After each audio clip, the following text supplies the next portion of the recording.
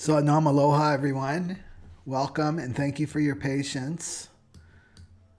We're all set to go. So if you can just write down your name and where you're logging in from if you want to. Okay, so today's live stream is all about the summer solstice coming up. So let me get the chart up right here. And I figured this all out, which is awesome, which is so connected to this, the pattern. We don't want to give Worm Tongue the center stage here. So there's this, the chart. So summer solstice is when the sun comes into the zodiac sign of Cancer. That's the official summer solstice. So it's usually June 21st. It depends on where you live in the world. But in my part of the world, it's 11:14 p.m. June 20th. So the shadow pattern. So let's just go over the chart briefly before we get into the signs and everything. So it's a good idea to stick with this so you can learn more about the shadow pattern rather than jump to your sign for the people that are listening in the future.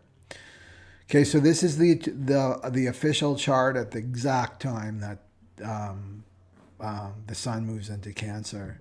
So you'll notice that it says 15.2 in the sun position. That's because with human design, the mandala, there's hexagrams will be on the cusp. They'll be on the cusp. So this is part Gemini, part Cancer. That's why it's 15.2, right? 15.2. It's the sun is in Cancer. So really interesting. My last video on narcissism, according to the from the spiritual perspective, is that 10. Remember, I talked about the 10 down here coming off the yellow center there. That is the programming partner of the 15, and I did not plan that at all, so I found that really interesting. So every one of the 64 hexagrams, because this is connected to the I Ching, right, these numbers, there's a programming partner. They're like twins. They hold hands, so they work together in tandem. So if you find the sun and the earth, because they're always in the opposite positions, right, they'll be the programming partner. So the 15 and the 10. So this is a nice segue from the last video that I did. So let's just briefly go through, because this is kind of like a little snapshot of what this summer solstice is going to look like for us. And so you always want to look at the channels, right? So we've got the 4323 that I talked about.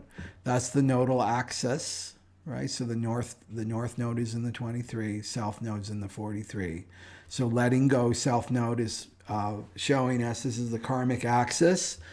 The south node shows us what we need to let go of as a humanity. So being deaf to our own soul, right? So this is telling us we've got to start listening to our soul, start listening to our intuition. The 43, so becoming deaf to the ego, basically, right? And that's this guy, Worm Tongue, from Lord of the Rings. So he just represents the ego. So we've got to stop listening to him. And then most people identify with their egos. They think that voice in their head is them. And it can be telling you really great things about yourself, or it can tell you like horrible things about yourself. Regardless, you don't want to listen to it. And it's like, you'll know it's when your ego's talking when you get I got the hit. It's like a hit. It's like a dopamine hit. That's the ego getting fed, right? That's what it feels like. The soul is like it's neutral, right? And if there's anything attached to it, it's the frequency of love. But it's not emotional love. It's true love, right? So that's how you know. And I've got a video on the difference between the voice of the soul and the voice of the ego. Just Google it on my channel and you'll find it. That will give you more information how to discern the two. Okay, so we've got that we're still working on. And then the other channel, which is really interesting, is this 5125. The 5125. So that's the channel of initiation. So this is showing us, right, that this is a great opportunity. And then the 25 is in the moon position, right? So it's moving quickly. So these transits affect us, right? They're the program. They're called the program. So initiation into self-love, right? This yellow center is all about your higher self. It's real love, self-love, right? And it's going from the 51, which is the gift of awakening, and to the 25, which is universal love. It's universal love, and it's about accepting. So, right, this is showing you that we have to accept ourselves during this time. And I actually pulled some cards before the reading, some tarot cards, just and the tarot is completely mirroring this energy, right? So for the collective, we got, and for you guys listening, right, of course, is the Empress card, which is totally connected to this 15. That's all about self-love. Ace of Cups, all about loving yourself. And then the Three of Pentacles, and then the Moon, and then the Star. So that's really positive, what I see, but I'll talk about those later when we get into the collective reading. Okay, so the 15, where do I want to go with this next? Okay, the numerology. So if we do the numerology, so you know I work with archetypes, right? So the tarot is has powerful archetypes that are ancient, and some say it goes back to Egypt, ancient Egypt. Some say Lemuria, Atlantis, right? And if you watch any movies or stories, it follows the tarot. It follows this, the Fool's Journey, right? It starts at the Fool Zero. So if you look at 15, right? The 15th card is the Devil card. And then that reduces down, right? 5 plus 1 is 6, and that's the Lover's card. And you can see these are very, very similar, right? But there's big difference. There's a big difference. So the Devil card is like the lower frequency energy. It's the shadow energy, right? Fear, it's based in fear. And then the Lovers is higher frequency. So you can see, look who's overseeing the relationship with the Lovers. This is like Adam and Eve, right? As archetypes, like look at them as archetypes. So they're being blessed by this angel, right? The divine. And then these two are in bondage, right? And they're being not blessed, right? They're being overseen by this devil energy. So this is about our relationships. So because relationships are really, really huge right now. They're our new spiritual journey, and I'm sure everybody listening is going through some kind of relationship challenge. Either they have a relationship or they don't. Something's going on about their relationships. So the Devil energy is the manipulation, right? This is all fear-based, you know, and game playing. And you see this on YouTube. I can't believe the number of people falling for this, but this is the Devil energy, that shadow energy pulling people away from their source, right? Is, you know, how to make someone jealous, how to make someone obsessed over you, how to do this, it's all the game playing, and it's all about not trusting. This is where jealousy comes from, and possessiveness and codependency and all the propaganda we see out in the movies, in our media. It's all a big propaganda machine to keep us in this energy. And this is the Devil energy. So it's lower, and don't get into the Christianity thing, right? This is just low frequency shadow energy that we need to move out of and transcend, right? And come out of bondage into this, the frequency of the Lovers. And this is like, you know, look at her. She's looking at the divine, right? These two aren't. They're totally enslaved with one another. These are the karmic relationships. The karmic relationships. This is, to me, it's like the new Aquarian relationships, right? And it's about trusting. You don't need to manipulate anybody, right? Or play games with anybody. You know, all you have to do is trust the divine. What's for you will never pass you by. I love that quote. So this is divinely ordained, right? Divinely ordained. And people make contracts, soul contracts, before they incarnate. It's like, I'm going to meet this person at this time, right, in my life, in this area of my life, and it's all preordained. The devil energy that won't let you trust that, right? It's like you've got to do something. You've got to force it. You've got to manipulate. You've got to play games, right? So I feel like this is part of it too, just because of the numerology, but we'll go back to that. Because it's magnetism. The gift is magnetism and flowering. So you want to check in your chart if you have this, okay, the 15. And it's going to be in a particular position, and that gives you more information about, why it's there, what you're here to work with. But we're going to experience this as a collective, right? Because it's transiting all week, right? All week long, this 15. So it's the shadow of dullness, and it's the gift of magnetism, and it's the city of flowering. And so every shadow has two expressions, right? One is more externalized. One's more based in anger, and another one's more based in fear. So it can either be expressed as depressed, become depressed, or being the busy bee. So this is all about life being dull. Life being dull. Let's do that. Okay, let's go to that one. That slide. So the dullness of life. So if you've ever watched the Groundhog Day, the movie Bill Murray, Groundhog Day, I've watched it many, many times. And I get the irony in that I've watched it so many times, at least like 25 or 30 times. If you want to know everything about spirituality and the spiritual journey, watch Groundhog Day. It's all in there, right? The Groundhog Day. So this is the dullness, right? The dullness. Because the character, if you don't know the movie, he's living the same day over and over and over and over and over again, right? Nothing changes until he changes.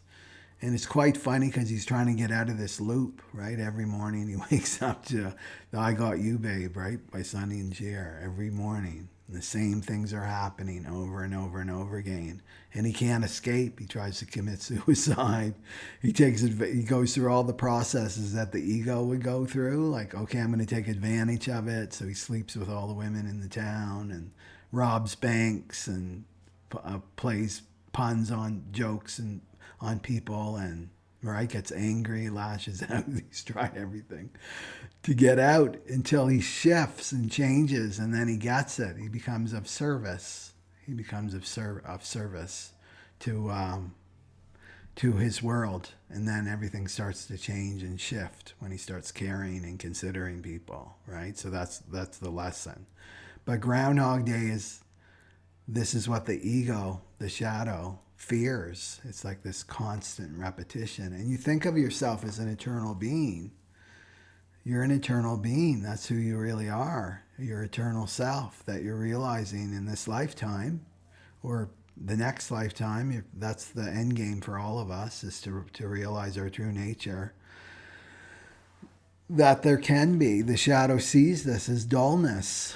This repetition, like, oh, it's like I'm living the same day over and over and over and over and over again. So how the shadow gets expressed is either you get into fear, you don't want to face the fear of that, right? Of this like eternity, like really let that sink in, right? Eternity, eternal, right? Never ending, no beginning, no ending. So there's a fear in facing that, right? And that can get expressed as depression. I give up, right? Resignation. This is like the low frequency of acceptance. It's very, very different than acceptance, right? It's like giving up, resignation. Nothing's going to change. It's never going to get better. I just resign. And this affects your chemistry, right? In your body. So you never go to the fear. You stay at the surface with this depression, or you become the busy bee, right? just hopping from one experience to the next. I'm bored. This is most of our world is in the busy bee. I'm bored, right? We don't, even when I was a kid, I mean, I talked about this, how I'm so happy that I didn't have social media when I was growing up. My brother and I, we would play for hours and hours on end with G.I. Joe, or be outside and create stories. And it's right, our imagination was let loose because we moved through the boredom, right? There's no boredom. And now social media really feeds that, doesn't it? You know, you can never be bored because there's the information age. You just get on your phone for more information, more information, more information, more experiences, more people, Tinder, right? So this is the busy bee, hopping from one person to the next. I'm bored with you. I'm going to phone my next person up and just keep on moving through all these experiences because it's avoiding this. The shadow wants to avoid this feeling of dullness, the feeling of just ordinariness, right? The ordinariness of life, right? And so what's, in terms of magnetism, because this is the opposite of magnetism, right? There's the magnet there. There's no charge. That's the dullness. There's no charge. There's no polarity there. So this means that, you know, anger and rage and those emotions, they have a charge. There's some kind of charge to them, right? That high end of the emotional spectrum has this charge. And that's this polarity that people are after, that they want, because it stimulates them, right? It stimulates the shadow. The dullness is there's no charge. It's just like flat line. So the busy bees are trying to avoid that feeling, and it's just part of life, right? We see it with weather. Sometimes it's sunny, sometimes it's rainy, sometimes it's overcast. This is life. And when it's overcast and rainy, we want it to be sunny. And when it's sunny, we want something else, or we want for it to stay sunny all the time. And that's not what life is. Life is a wave. It's the up and down, the up and down. So this is about embracing that, the ups and downs. It comes from the channel of rhythm, this 15-5, right? Right there. 15-5, that's the channel of rhythm. So it's about accepting the rhythms of nature, the rhythms of life, the ebbs and flows of life. Okay. And the repetition, right? And also the repetition doesn't like that. The shadow doesn't like this repetition.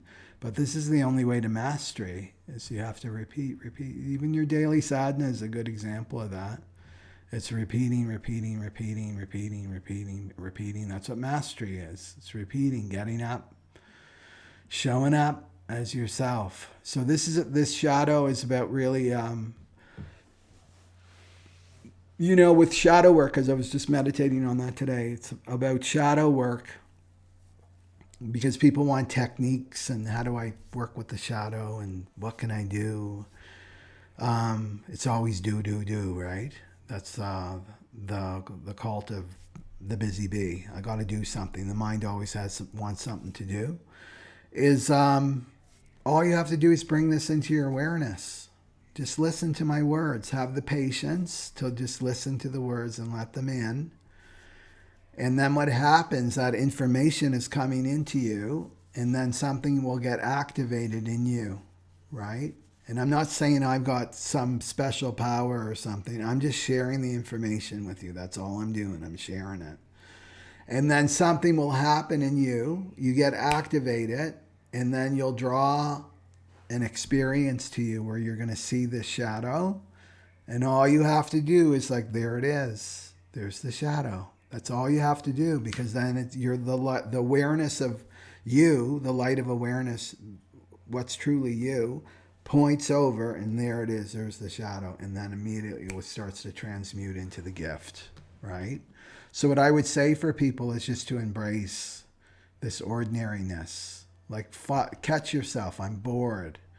I'm bored right now. And then your mind will try to resist it by going and being the busy bee or getting depressed about life. It's just like really even ground yourself even more into the ordinariness. You know, there's that old saying, before enlightenment, chop wood, carry water. After enlightenment, chop wood, carry water. It's the same thing. Nothing changes out here. The only thing that changes is really you and your attitude towards it, right? So you want the attitude of gratitude. I was at Costco the other day doing my shopping, my hunting and gathering, and there was somebody in front of me, you know, because the prices are getting really high now for people. And this woman was shocked at like how much she was paying for groceries. And she was looking at me, right? Like, I can't believe that I have to pay this much money, blah, blah. And they were totally getting into victim and fear and lack. And I immediately went to, and I wasn't even consciously, I've got to choose the high road here. Immediately I went to myself. It's like, I have so much gratitude that I can even buy food here, right? It's like the middle of the Pacific Ocean. It's just an amazing thing to me that we can get what we need here, you know? So this is how we have to go, is the attitude of gratitude. But your frequency, as your frequency rises, you're going to automatically go to those places. Because if you're in fear, like, I can't believe I have to pay so much money for this, you're sending that vibration out into the world, out into the universe. And then what are you going to do? You're going to attract, right? You're going to attract more fear, experiences of fear, right?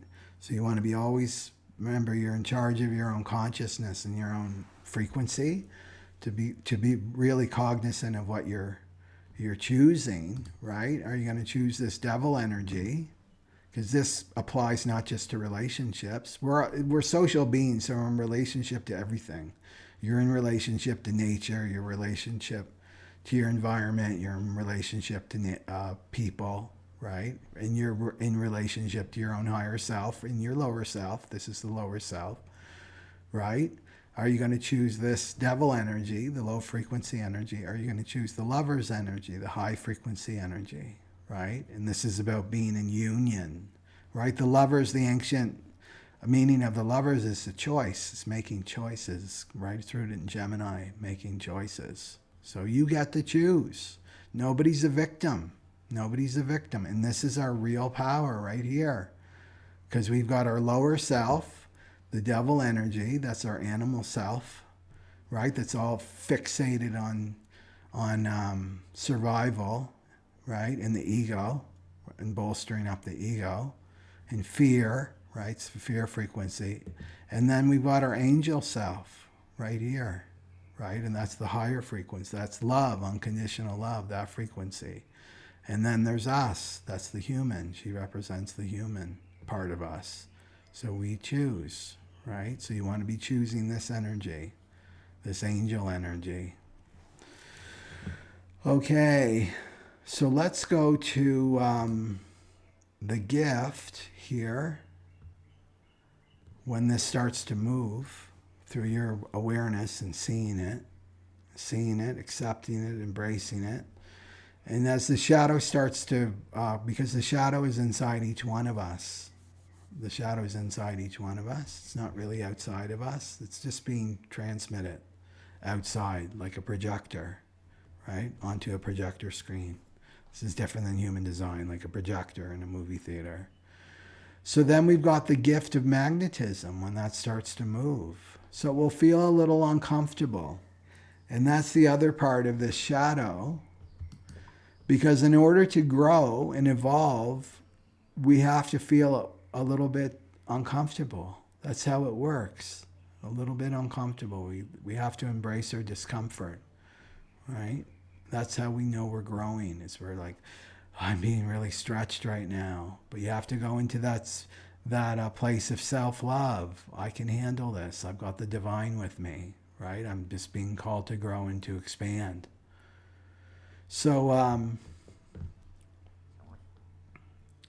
so magnetism comes when you accept the ordinariness. This is from the Osho Zen deck, and it's really interesting. It's the Eight of Pentacles. It's connected to the Eight of Pentacles.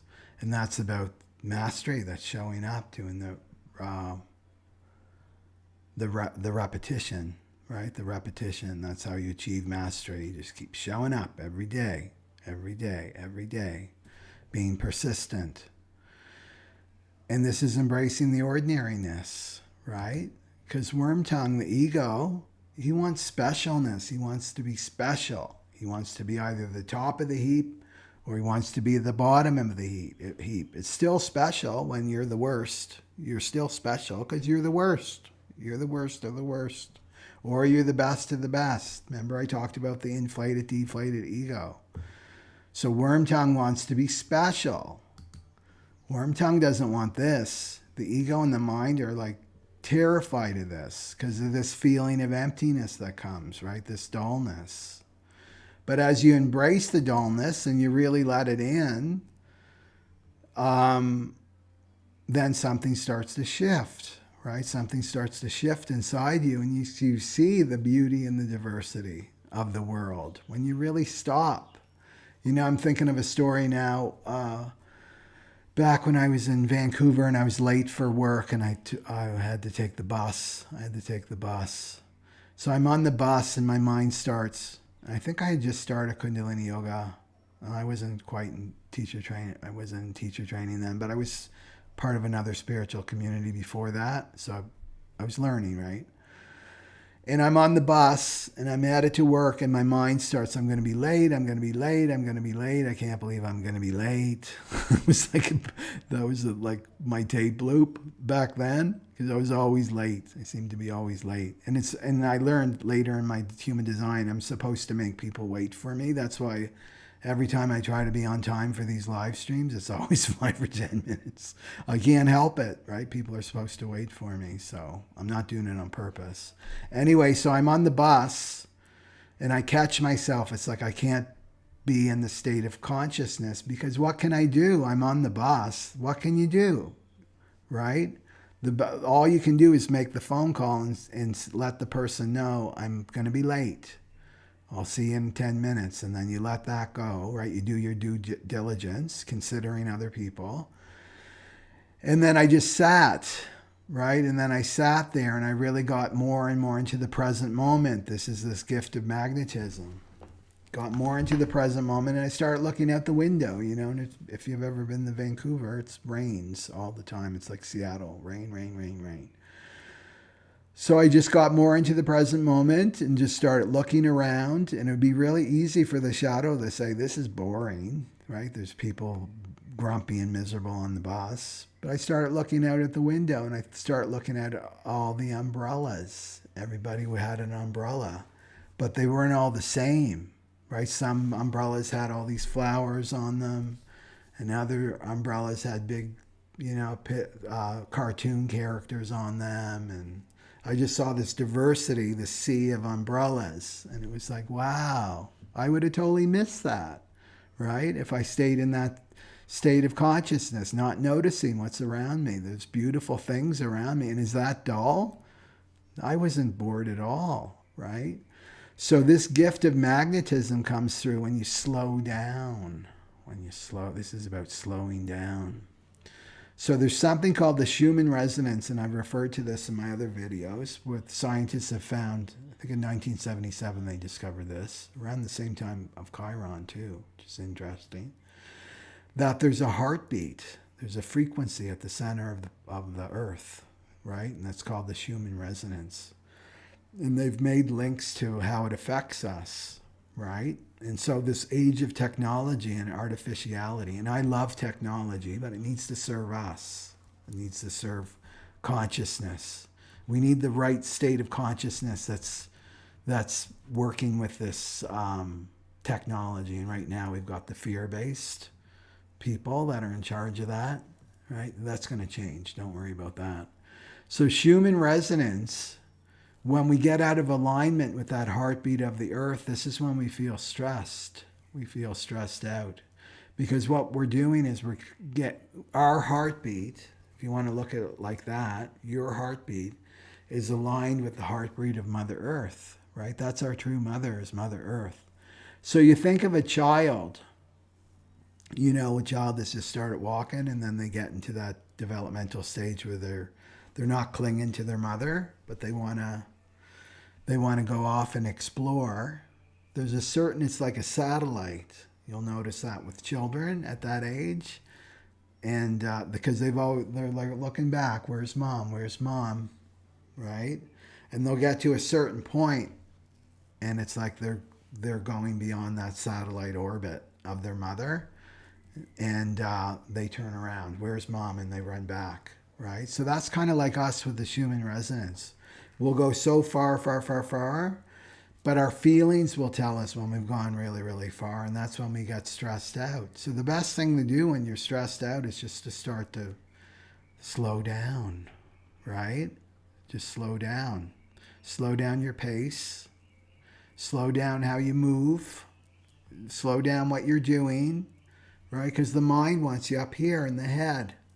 And then right away you're out of alignment with the Schumann resonance, with the heartbeat of Mother Earth. So this is the paradox. As you slow down, it raises your frequency. It raises your frequency when you slow down. So, and this in turn releases this gift of magnetism. So the magnetism is what's drawing everything to you, right? Drawing all the resources you need, all the people you need, the money you need, all of that is through your magnetism, right? Your magnetism, and that means you have to be present, right? You have to be more and more present in your physical form.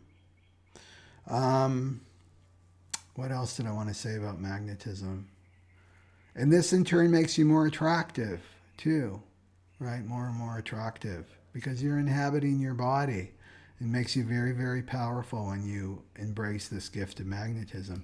Now, Wormtongue's not going to tell you that, right? The ego's going to tell you something completely different. You got to do. How are you going to pay your rent? How are you going to pay those bills? You got to get on it.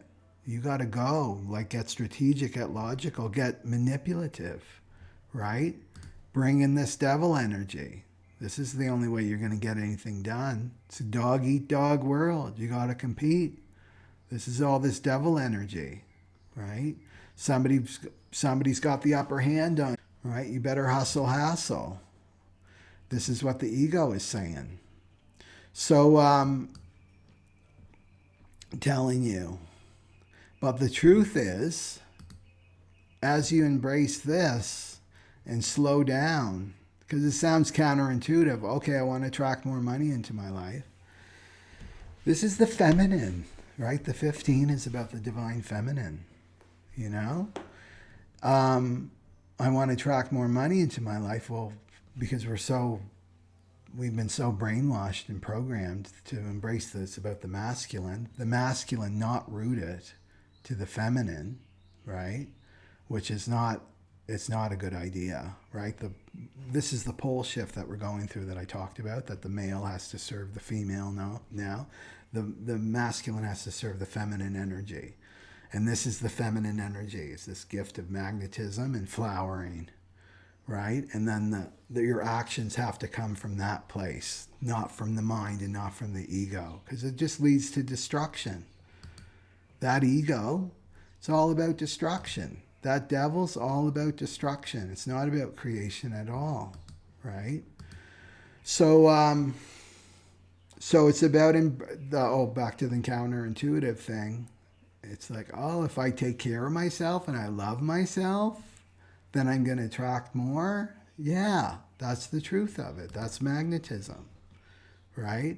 So that's what those cards were showing me that I drew before the reading, before this video, is that we have to start loving ourselves, right? And that means slowing down, getting in tune with our own rhythm, right? We've had this artificial rhythm imposed on us, this 9-to-5 grind. Who made that up, right? That's for slaves, right? That's totally for slaves. This is the grind that you go. This is just the way things are done, right? And this imposition of rhythm on us. And this is why people get sick, right? We're going to see more and more of that too, because they're going against their own rhythm. This is the illness, right? The illnesses that come is because we're going against our own rhythm. And the modern age wants us faster and faster. They promised that we'd have more leisure time. No, they're just making you work harder and faster. You know, if you look at Amazon, how their workplace, it's all computerized. It's like treating people like a robot. You only have 2 minutes for a bathroom break. You took a minute over, we're going to dock you, right? They want treating people like they're robots, and we're not at all. And eventually humanity's going to rebel against that, because this is the thing, this dystopia will never happen because it's so far away from our natural self that humanity, it's not real, right? It's not going to come to fruition. And maybe it will for a while, but it won't last long at all. So it's also the magnetism as you slow down and inhabit your body more and more. This strengthens your aura, right? And this is all about the electromagnetic field, right? That surrounds everyone, right? 9 feet in every direction is a healthy aura. That keeps negativity away from you, keeps illness away from you. That's your protection, right? You see animals and they've got horns and teeth and claws to protect themselves, but we've got our aura to protect us. It's an energetic protection, and it's also our intuition. We're more in tune with our intuition when we slow down, right? We can go into that deeper place within ourselves. So do you see, it's like the paradox now that we're living in. As things start speeding up, and they're going to start speeding up in terms of technology and right? It's like you have to be the polarity, and that means to slow down. Okay, so let me look at some comments. There's lots to say about this, but we have a time limit here. Okay. Oh, I know what I wanted to show you before we look at the comments. And I love her, right? I think she's the Queen of Pentacles. This is the flowering. That's what I wanted to talk about. So that's the city, is the flowering. And that's such a powerful image for the flowering of consciousness, that we've seen other teachers talk about too, that we start to blossom as we relax. This is embracing the feminine, right? The feminine nature. To just relax and give yourself patience and space and trust. Trust in the divine.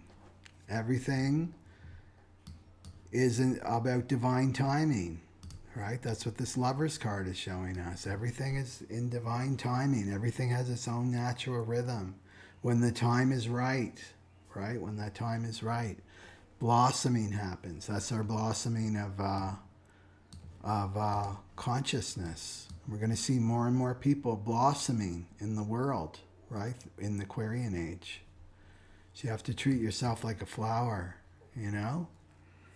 Flower doesn't get pressured. You can't go out and start screaming at a flower to grow faster, forcing it to go against its true nature. Okay, so let's look at some comments, and then we'll get into the shadow and how it's going to play out.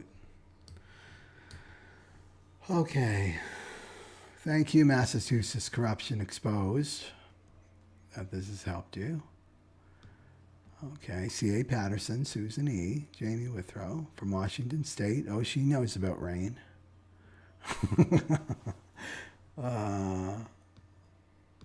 Tammy Horton, Satnam, and Luna Song from Florida. New Mexico, Rachel, Mercedes. Teapot, The Power of Thoughts.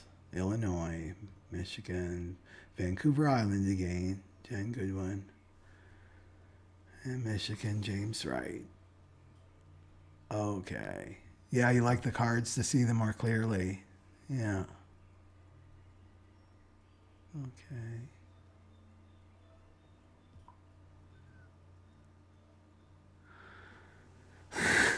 Brandy, right. I know, I love the Groundhog Day. And it's really funny too and entertaining, but it's very deep as well. Yeah. That's the thing with the bees and the flowers. I tell people that I work with, especially women, to be the flower. You don't have to be the bee. You know, so this is your magnetism. It's like you're attracting things to you. If you're trying to be the bee, that's the masculine energy, and you're buzzing around, well, that bee will fly right by you because it's looking for the flower. Where is she? Where is she? Right? So you have to trust that your flower, your flowering nature, your feminine nature, whether you're a man or a woman, is going to attract everything you need to you. This is the new way of being. The old ways of busy, busy, busy, distracted bee is not going to work anymore. The ego is being dismantled now. That's not going to work anymore. So we have to embrace this new way. And if you're feeling any, experiencing loss and things like that in your life, that's what it's showing you, right? It's to slow down and stop and to trust.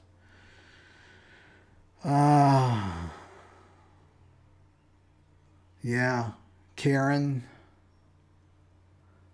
Okay. The truth resonates if we slow down enough to embrace it. Yep, that's right. Because sometimes if you're in your mind and you're listening to Worm Tongue all the time, there can be somebody in front of you that's like speaking the truth to you, that's giving you gold, like just a treasure chest of gold. You can't even see it. You can't even see it. I was talking to a friend the other night, and with her, I think I talked about her before. She's a six line profile. They go through huge changes in their late 40s and into their early 50s, but mostly like 47, 48, 49. Huge, massive changes where they've got to change. They're the role models to teach us how to transition into this new age of Aquarius. And she met her present husband now, and she couldn't even see him. She was describing, she said, I just thought he was like a big loser, and he was short and gray, and she talked to a friend, and he was a blessing, right? He was a total gift from the divine for her at that point in her life, but she couldn't see him. And she said, I talked to my friend and I was describing him to her, and then her friend finally met him, and he's not short. He's not short at all. He's not this. He's not that. This is Worm Tongue and the ego making up all these stories to keep that blessing away from you, right? This is this devil energy, right? Wants you keeping with the karmic relationships, bondage, right? Doesn't want you free. These two are free. These two aren't. These are bonded to the devil, and they're bonded to one another, right through that lower frequency, shadow frequency. So that's a good thing that you're mentioning, Brandy, right? That we've got to slow down, right? And then you're able to perceive. Because as you slow down, right? As you slow down, he loses power. The ego loses power, because as you slow down, your frequency rises. The ego lives in the lower frequency. It lives in fear frequency. So as you slow down, your frequency starts to rise, right? Your intelligence starts to expand. Your true intelligence, not your intellect. Your intellect is connected to Worm Tongue, right? He can't live in that. He can't live in that atmosphere at all. When you rise in frequency, he disappears, right? The ego disappears. That's how it works. And then you can let the truth in. And then you're perceiving, oh, I finally see this blessing in front of me, I remember this when I was working, I'm thinking of a story. And I was a creative director, so I was totally overworked, and I was in my workaholic mode then. This is the last job I ever had. Back in 2005, I ended that. And I was doing a lot myself. Like when I left, they hired 4 people to replace me. I'm a projector, so I work really, really smart. But anyway, I wanted a volunteer. I wanted some kind of, and there were volunteers there that could help. So the head honcho there said, okay, I'll work on it for you. And then this woman comes in, right? And I've got my head down at the desk and I'm busy working. I got so much to do. And I'm listening to my ego. I got so much to do. I don't have enough time, it spins out of control. And it was just, I would see people as like, what do they want? Like somebody else is going to put more pressure on me. I can't handle any more pressure or something else to do. And she just stood there. She just kept standing there. And I was like, what does she want? Why doesn't she just go away? And then I finally lifted up my head to look at her. And it was like, she just was like this angel. Like I could see her aura and everything, and so filled with light. And it was like, oh, here she is. And she ended up being such a help and support to me. And so it was the divine is bringing someone to you, but you got to lift your head up and you got to slow down, right? And to trust. But when you're in that state of stress, out of the Schumann resonance, right, in the speedy mind, then the worm tongue's got you, right? So thank you, Brandy, for bringing that up. If we slow down, we can perceive properly and we can listen to our intuition. Our intelligence increases, our health increases, our vitality increases. We move out of that depressive state, busy bee or depressive state. And Karen says, love the way you speak to the subconscious, nothing. Yeah, but allow and to accept. Angie, it's my birthday. Happy birthday, June 20th. Turning 50, Chiron return. Yeah. Okay, and video called Surrender, Shireen. Yeah, that's the irony. When you take your focus off something, if you want to put your focus on something, because the mind wants to have a job to do, put it on love. Like real love, unconditional love. Put it there. Put your focus on there. It's get to God and everything will get to you, right? Get to love, follow your heart, follow your intuition, and everything will get to you. Worm tongue's not going to tell you that, right? The ego's not going to tell you that. It's not going to tell you the truth. Because when the truth comes in, ego's got to go. Yeah, enforcing it only creates frustration. That's true, James, right? So C.A. Patterson's spot on. All the big companies are turning the metrics, KPIs, yet they claim to be empathetic. Yeah, there's no time to slow, to discuss, share, flesh out ideas. Yeah, they're trying to make this is consumerism, right? Capitalism gone crazy. Like the lower frequency of capitalism is that we're just commodities. Humans are just commodities, and we're not. We're much more than that. Okay. Oh, Brandy. Yeah, I was saying to my husband that I'm so glad we did the work before we got to this energy. He's a 6'2" and I'm a 5'1". It's been a ride. Yep. Yeah, especially the 6-line role models. They really need to know this information. Okay, it's 15:55. 3 5s. So it's time for our signs. So this works with your sun, your moon, and your rising. And I want to do the collective first. And I'm not going to pick any more. I'm just going to pick an ego card. I think these 5 are awesome for the collective. So we'll do an ego card. And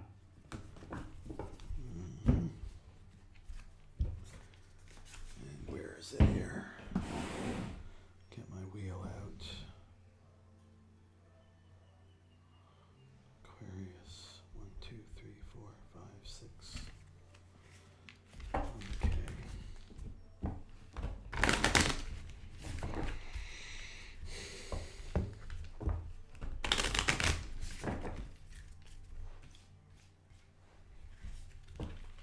Yeah, the lesson really is like for the collective and us is to trust Mother Nature There's a lot. These shadow frequencies are trying to pull us away.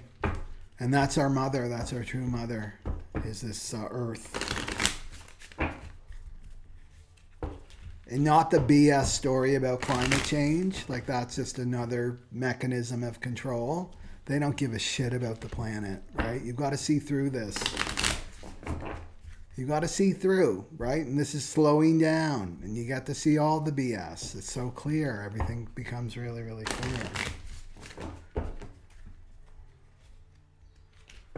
Yeah. Have people read the Ringing Cedar series? I read that back in 2010. It keeps coming back to me. But she talked about how we're Anastasia, that we're stewards of nature, of this planet, and the nature's here to serve us, just waiting for us to slow down this magnetism. Okay. And what's the ego card for this? What's the ego card? It's that one. Okay. So it's the ego card. It's just I haven't have images yet. That's my cards are going to the printer. So this is called stuck, right? So this dullness can make us stuck. And it's in the 6th house for the collective. 1, 2, 3, 4, 5, 6. Yeah. So that's about work, right? It's about work. So feeling stuck at work. And feeling stuck is a refusing to grow up. It's a refusal to grow up. This conspiracy. And it's like going back to the past. Remember, we got to let go of the past. For the Aquarian age, we can't be taking that baggage in to this new future, into the Aquarian age. We got to start afresh, right? So this is a refusal for the collective to grow up, to become spiritual adults. That's what we're headed for. This is taking responsibility for what you're creating, taking responsibility for your consciousness, and also embracing the truth, facing the truth that no one is a victim. And the victims don't want to hear that, right? They do not want to hear that. And this isn't about blame. It's about taking responsibility for your experiences. There's a reason why we have these experiences in childhood, you know? We're bridge people. Everybody listening to this, you're a bridge person in terms of consciousness. You were born in the Piscean age, right? There's all these new entities that are coming in, right? This new generation of children are coming in. There's other people that are coming in. So you're a bridge, right? You've got this state of consciousness. I feel this myself, like a bridge person, that there's an Aquarian consciousness within me and then the Piscean consciousness. And that's my experiences. And my experiences don't define me. Your experiences don't define who you are. They're just experiences that you've had as a spiritual being, having human experiences, so that you can relate to people.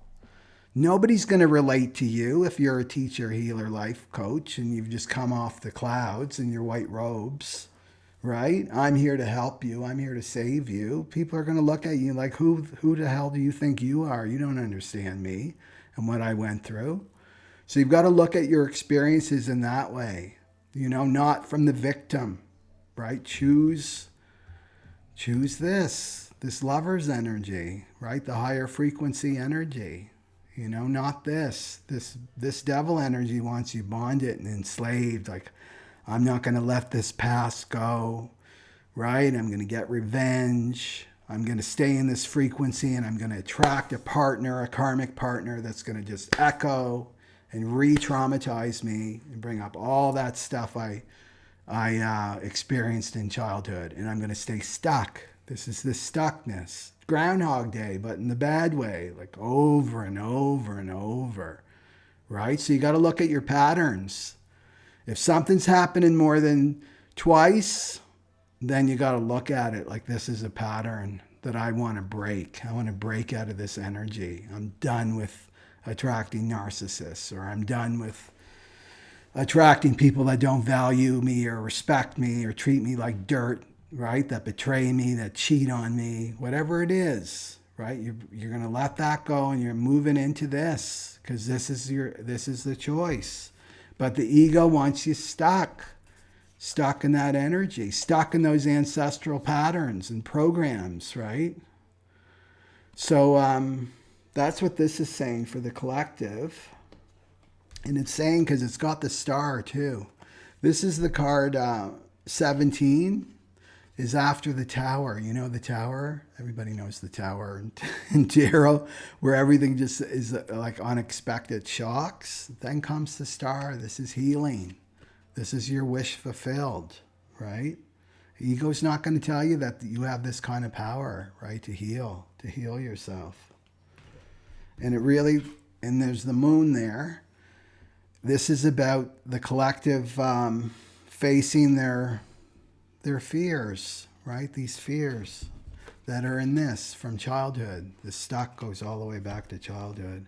Those fears that aren't real, right? They're not real anymore because you already had the experience, right? So that therefore it's not real. It's not real anymore for you. All you're doing is the residue, right? You're clearing up the residue from the past. That's all. It's not going to happen to you again if you choose to go and face and confront your fears, right? That are hidden in the subconscious. That's the moon card. So let's see where the gift is, right? And these cards are saying, I mean, the Three of Pentacles is like doing the work. This way you're able to do the work with others, right? This Lover's card. To be in like healthy relationships with people that are aligned with your soul purpose, not dragging you down into the lower frequencies. And I was talking to a friend the other night, and she had done all this energy clearing work. And she said it was so funny. I went to the printer, so I had all these emotional releases from the past, from these relationships that I had. And she said, I went to the printer, and then out of the blue, boom, the sky, an X, right? appears out of nowhere and starts talking to her. And she's like, what was all that about? And I said, this is what happens when we move forward and grow and evolve on our journey. It's like a boat. You know, when a boat moves through the water, it displaces the water, but the water tries to get back in. Right? So it's like it's trying to get back in. That negative energy is trying to get back in because she didn't have a healthy relationship with this guy either, right? And it's like the universe testing you. Are you sure you want to move forward? It's the devil energy. Come on back to the karmic partner, right?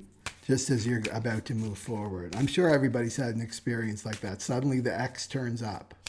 You meet your ally, your soul ally, and then the X finally has a come to Jesus moment or something, right? Like faking it, right? I did you wrong. Breadcrumbs you and then takes off with the same pattern, right? So you got to watch that when you grow forward, move forward. It's like, okay, and it will come. The test will come.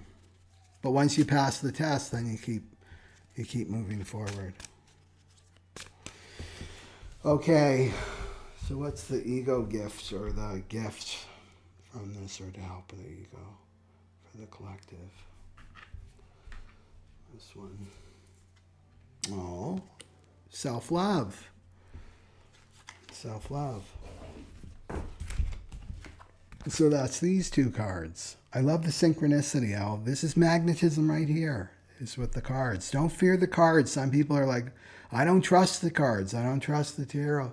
These are just reflections of you, right? The energy. The energy's already here. This just is validating the energy. And it's something for me to focus on. That's why I like cards. So this fits with this, the Ace of Cups and the Empress, right? This is about loving yourself, right? Loving yourself. And with the stuck energy, this is the inner child, right? That hurt, wounded inner child. You know, that wants that love from someone else.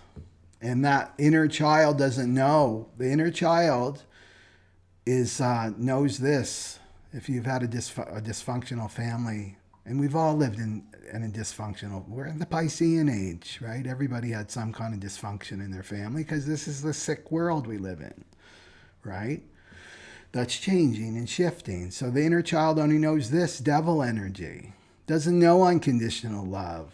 The devil's always got a string attached, a big rope attached, right, to everything. So there's the inner child directing the show because you don't want to grow up because you're in the stuck energy. I refuse to grow up, become a spiritual adult. Then where are they going to go to? They're going to go to this devil energy because that's what they know, right? So they're going to go to those people that are going to echo what you felt when you were a child. And that's the conditional love, right? I'm not going to love you unless you do this, or you act this way and dress this way and you bolster up my ego, whatever it is, right? That's not real love. But what this is saying is the inner child will heal when you step in as the spiritual adult. Like, I'm the spiritual adult now. And we're going to love ourselves. And when we start working on this, like loving ourselves, being the Empress, and the Empress is very magnetic. This is Venus energy, right? This is Mother Earth energy too. Is the Empress very attractive, right? Attracts everything to her. She's not running around. She's just sitting there, sitting on her chaise lounge, right? Just waiting, right? For life to be serving her. Creation serving her. And then the Ace of Cups is loving yourself. And this is when you bring love to you, right? When you start loving yourself. The stuck energy wants the reversal. I need somebody to love me, and then I can love myself. That's the devil, right? That's the devil energy, the lower frequency shadow energy. Yeah. So that's very positive for the collective, and it's connected to the work too, right? Loving yourself, respecting yourself. This is what we need to completely change how we work as a humanity, right? When people start respecting themselves and loving themselves, they're not going to be putting up with what we've put up with. We're not going to be slaves anymore, you know? So that's the collective with this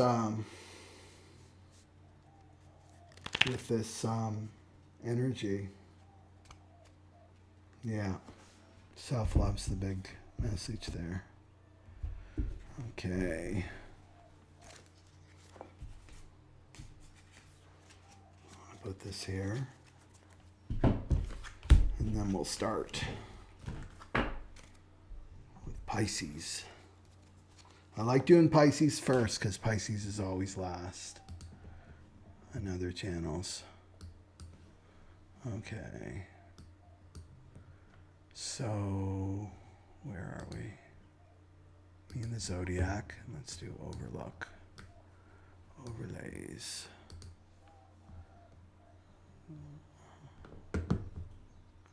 Pisces.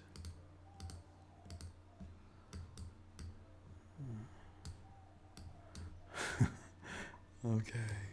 Oh, I know what I did. I probably locked it. Yeah. Okay. See, and when you relax, your intuition can really come through, right? Your intelligence. We often make too many mistakes when we're trying to be the busy bee. And then we're dependent on the ego and the intellect, and the intellect isn't smart. It's not intelligent. Okay. There's Pisces. Okay. So Pisces. Let's look at Pisces with the shadow. So Pisces, sun, moon, or rising. And it's going to be in 1, 2, 3, 4, 5. Cancer as an archetype too is very nurturing, you know? It's about nurturing. It's about mothering yourself. Okay, 1, 2, 3, 4, 5. It's in the 5th house. So you may be experiencing this with your children too. You see this with children, with parents. If you've got a child yourself, like I'm bored, right?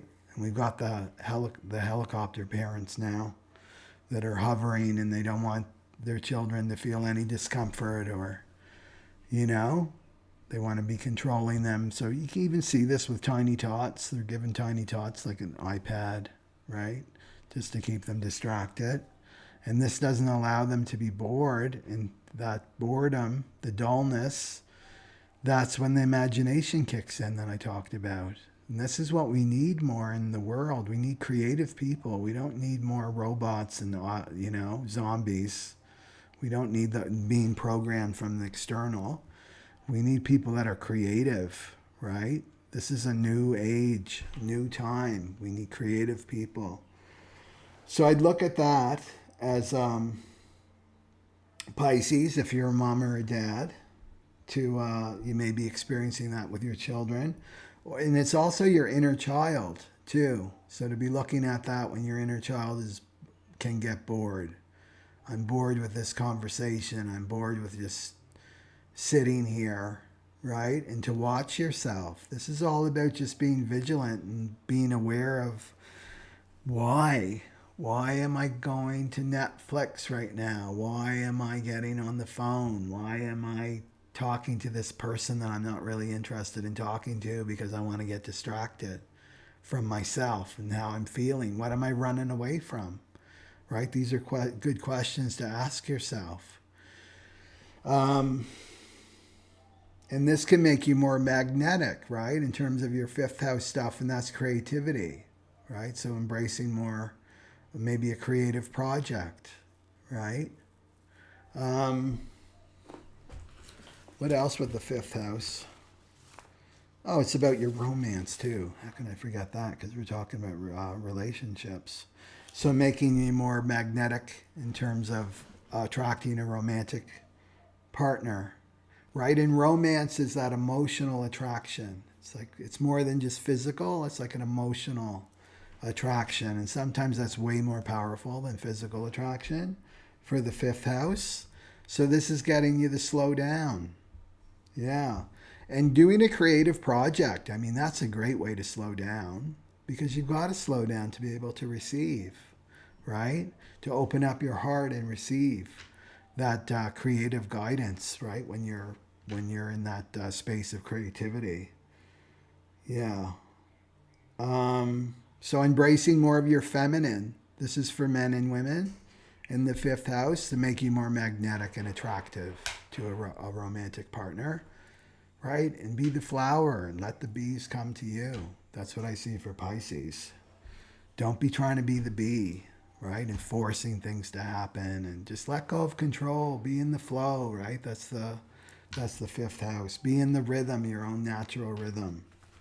And that's very attractive to people when you're just relaxed, especially women, right? When women relax, they're very magnetic.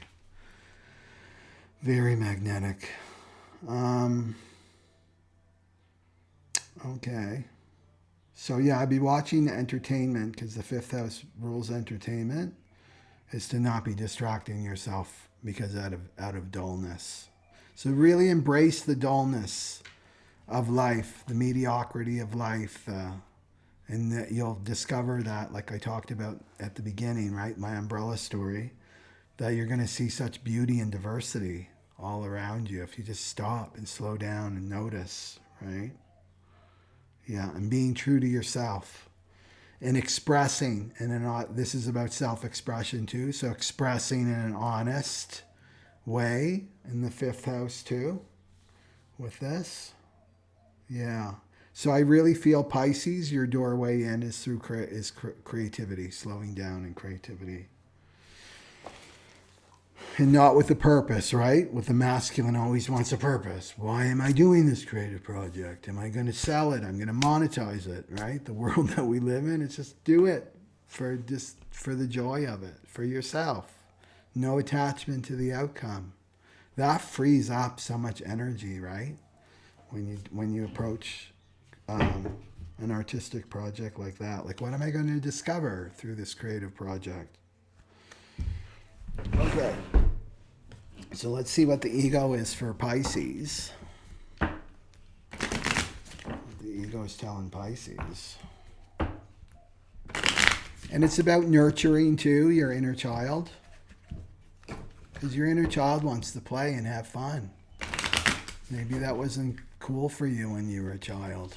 You know, that you weren't allowed to play and have fun. Everything had to be for a purpose. Remember back in the day, historically, people would have children just so they'd have help on the farm. That was their big reason to have children. I need help on the farm, and I need somebody to take care of me when I'm old. Right? That's their grandparents. Maybe some people now in this day and age too. Okay. What does Cancer or what does Pisces need to hear? What ego lies is the ego telling Pisces. What's that one? Oh, I knew I was going to pick that. And I just want to get a clarification card here.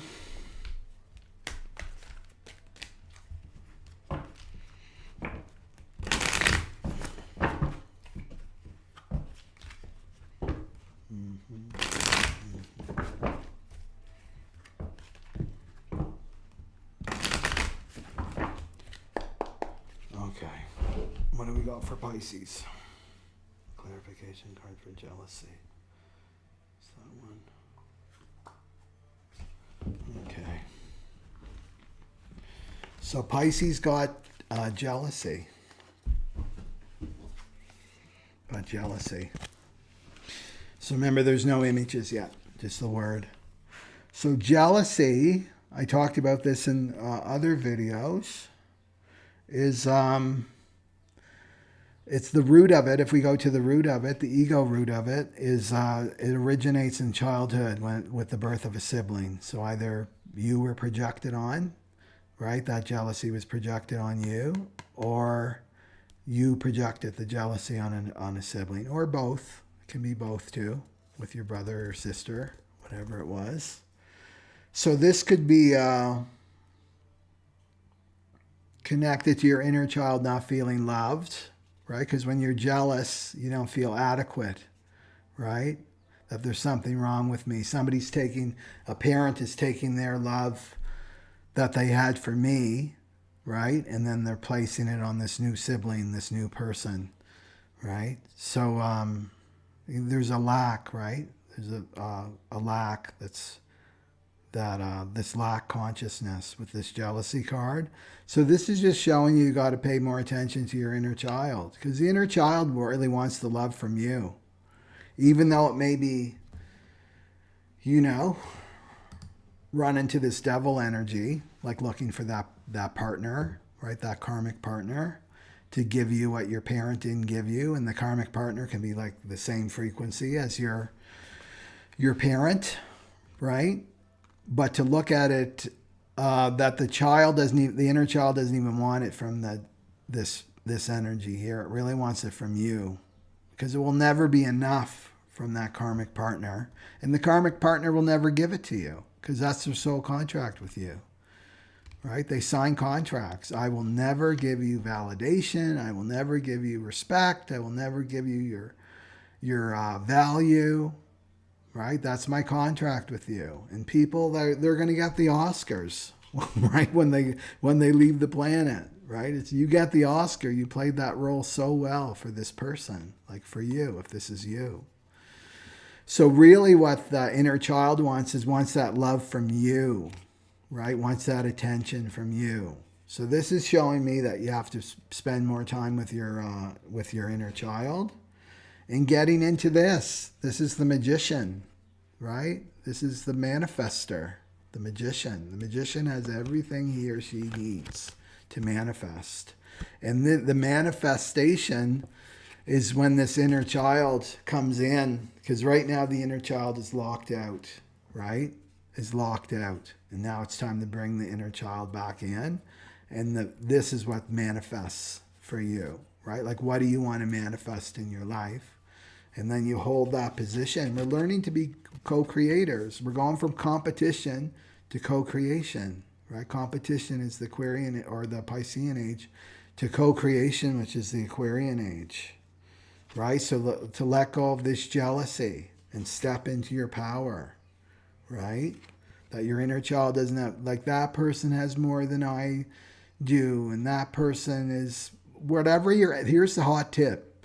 Whatever you're jealous about, like, look at, like, who makes me jealous? And then list their qualities. Why am I jealous of that person? Well, they're an amazing teacher, and they have a huge audience, and people listen to them, and right? And you look at that, and it's like, that's me. That's what I want, right? The jealousy, you can use it in that way too. It's like, this is what I want. And it's not even about what you want, it's who you are, because we only see the mirror, right? So if you see that in other people, it means it's underdeveloped in you, and the jealousy is showing you that. It's time for you to show up, right, in your life.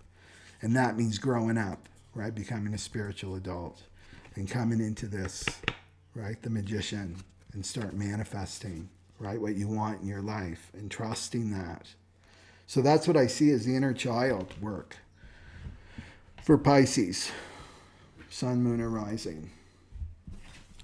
So let's see the gift card here. And it's also, right, it's around your relationships, your romantic romance. And it could be like, I keep attracting this devil energy.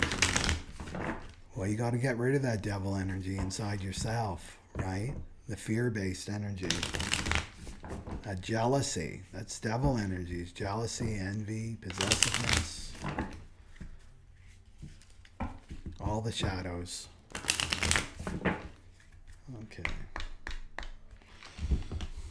But remember, it's just a frequency, right? It's not who you are. It doesn't define, just because you've got a shadow in you doesn't mean that's you.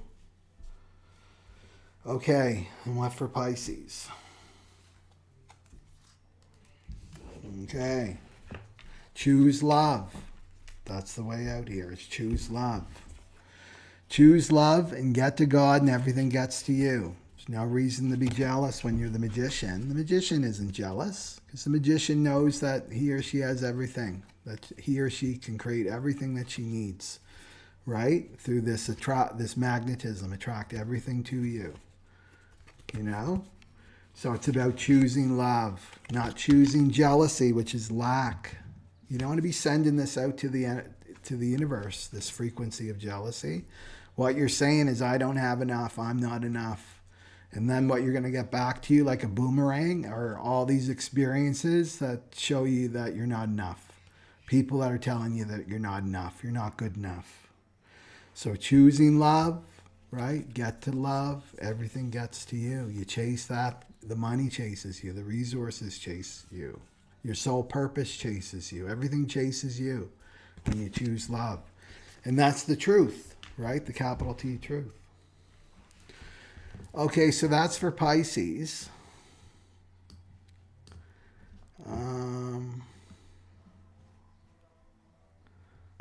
Okay. And let's go to, Shireen, are you Pisces?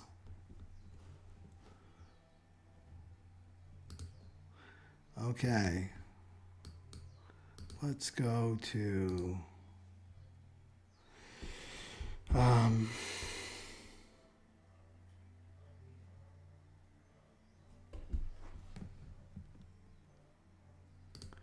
Aquarius. Oh no, Aries. Let's do the Aries. We'll do Aries. Okay.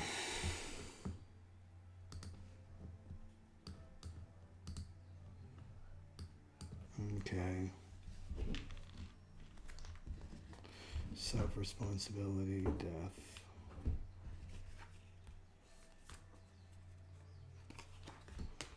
Okay.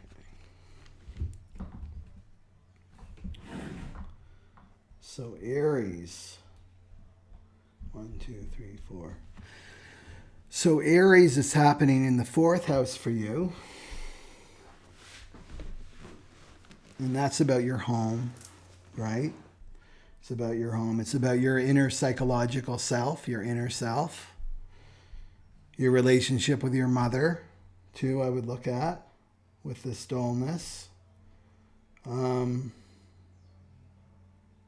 me just I want to do a card for this one. I'm feeling like I need a little bit of focus here. Aries.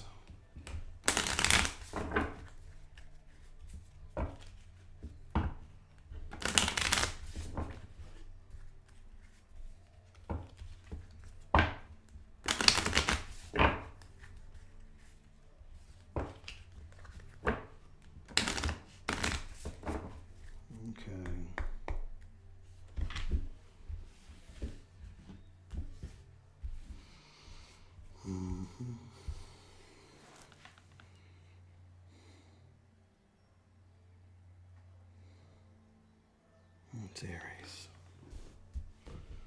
It's Aries. Okay. So this has to do with your inner psychological self.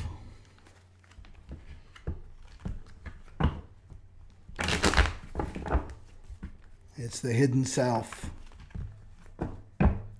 So this is the mask that you wear.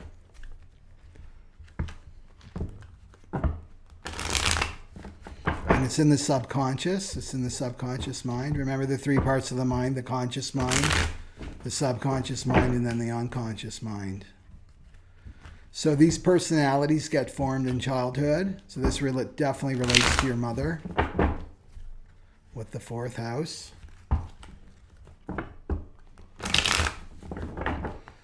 So it's fragmentation. It's fragmentation. I talked about this before. Okay, what goes with this? Oh, interesting.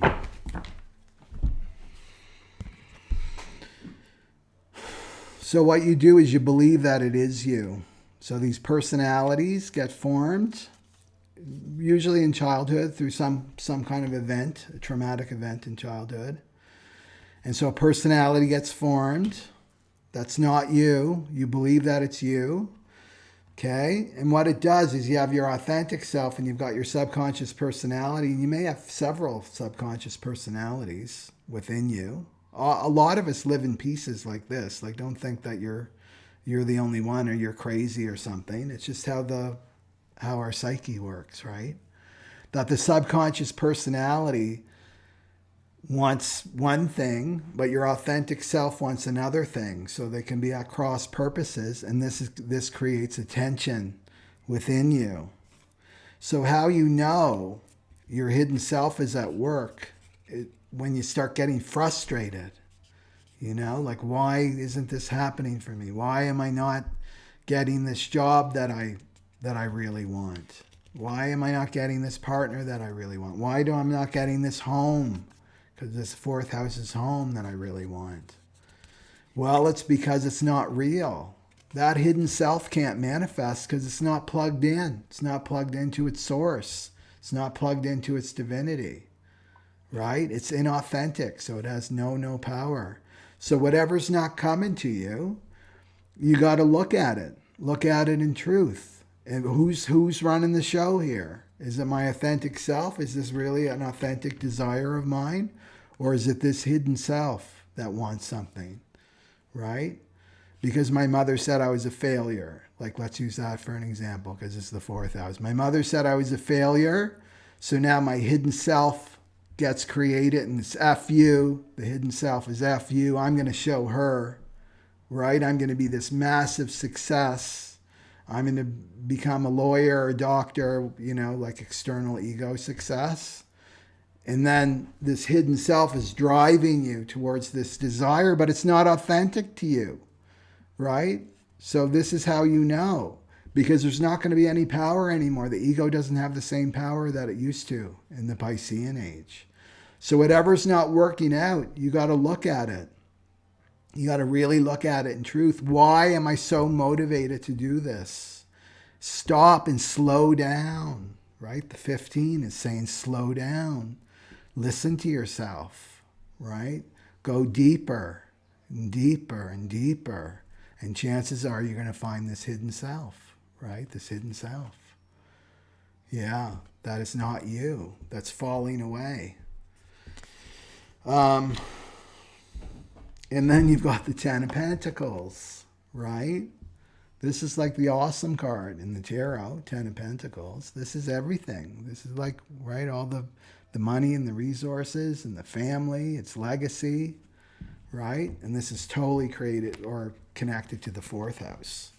This is what's stopping the ego, telling you got to be this hidden self, right? That ego that told you when you were a child, I'm going to show her, right? I'm going to get back at her, whatever was told to you in your home life, right? This is back to your roots. This is even farther than your roots. It's your ancestral roots too, right? Yeah, so I would look at that because this is waiting for you, right? This is what's waiting for you, Aries, is if you let go of this hidden self and you really become your authentic self. Remember, in the Aquarian age, that's the only thing that's going to work is authenticity when we're being our true selves, right? And letting this go. And it can feel like a death. It can, right? When you start letting these hidden selves go. Because they're so deep. They've been with us for so long, but they're not who we are. Life can be easy. That's what this 15 is showing us, right? This gift of magnetism. Okay, let's see what the gift is under here. For Aries. And then they've got the channel of initiation in their first house, Aries. So this is a time to really initiate yourself into your greater self, right? That right here. You've got that in your first house. That's about you and how you show up to the world.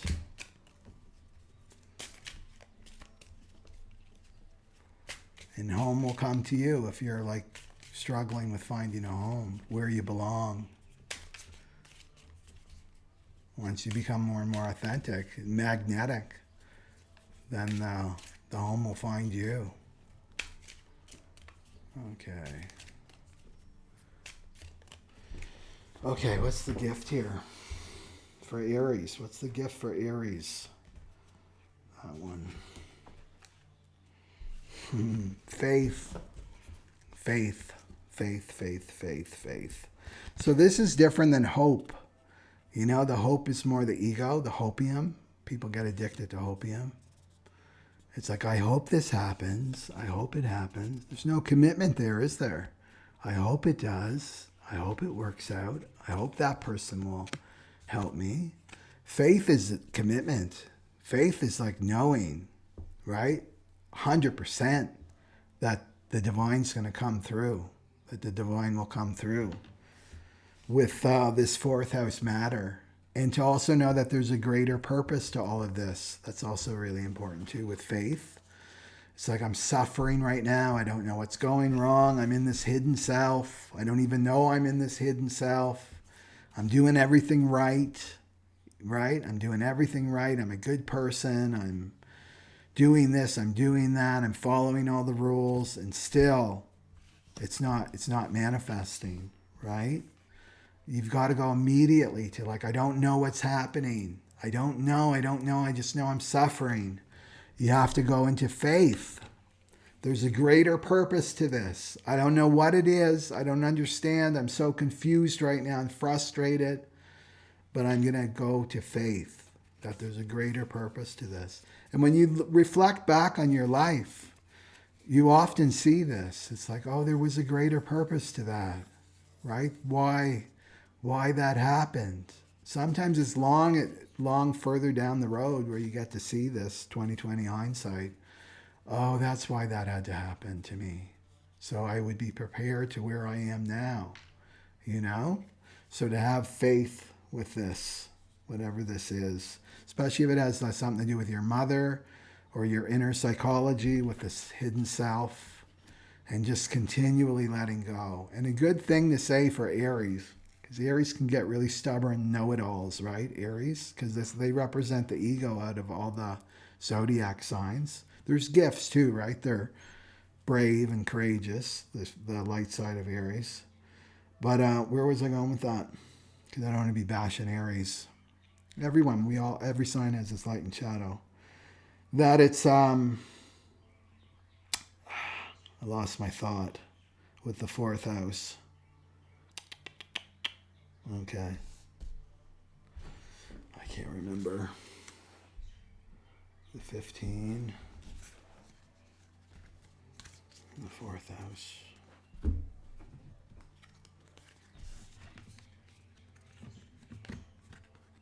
Yeah, I would just say to trust. Just trust, have faith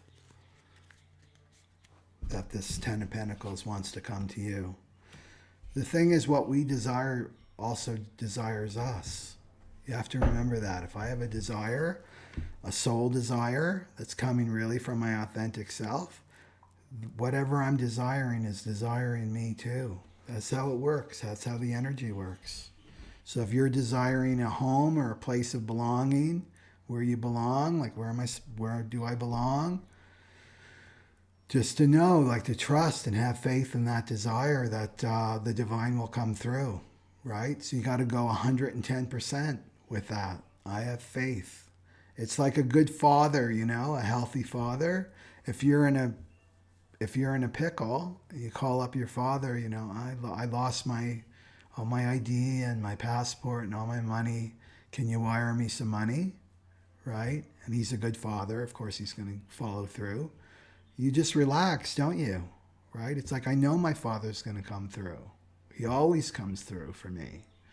Right? So that's what we have to be like with faith, with the divine. It's like the divine's going to come through, but in its own time, the right time.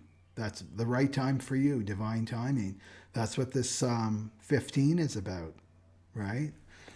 Is divine timing and trusting the rhythm, that it's all happening for a greater purpose. We have to remind ourselves of that. Even though everybody in the world, you know, the powers that be don't want us, they want us having faith in little g, not big G. And that's the inversion, right? Don't have faith in little g, big G. Little g is worm tongue. Okay, so let's go for Taurus.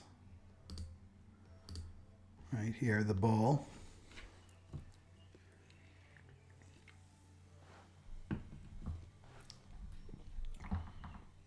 Okay. 12, 11, 10, 9. So for Taurus, it's in the 3rd house. In the 3rd house.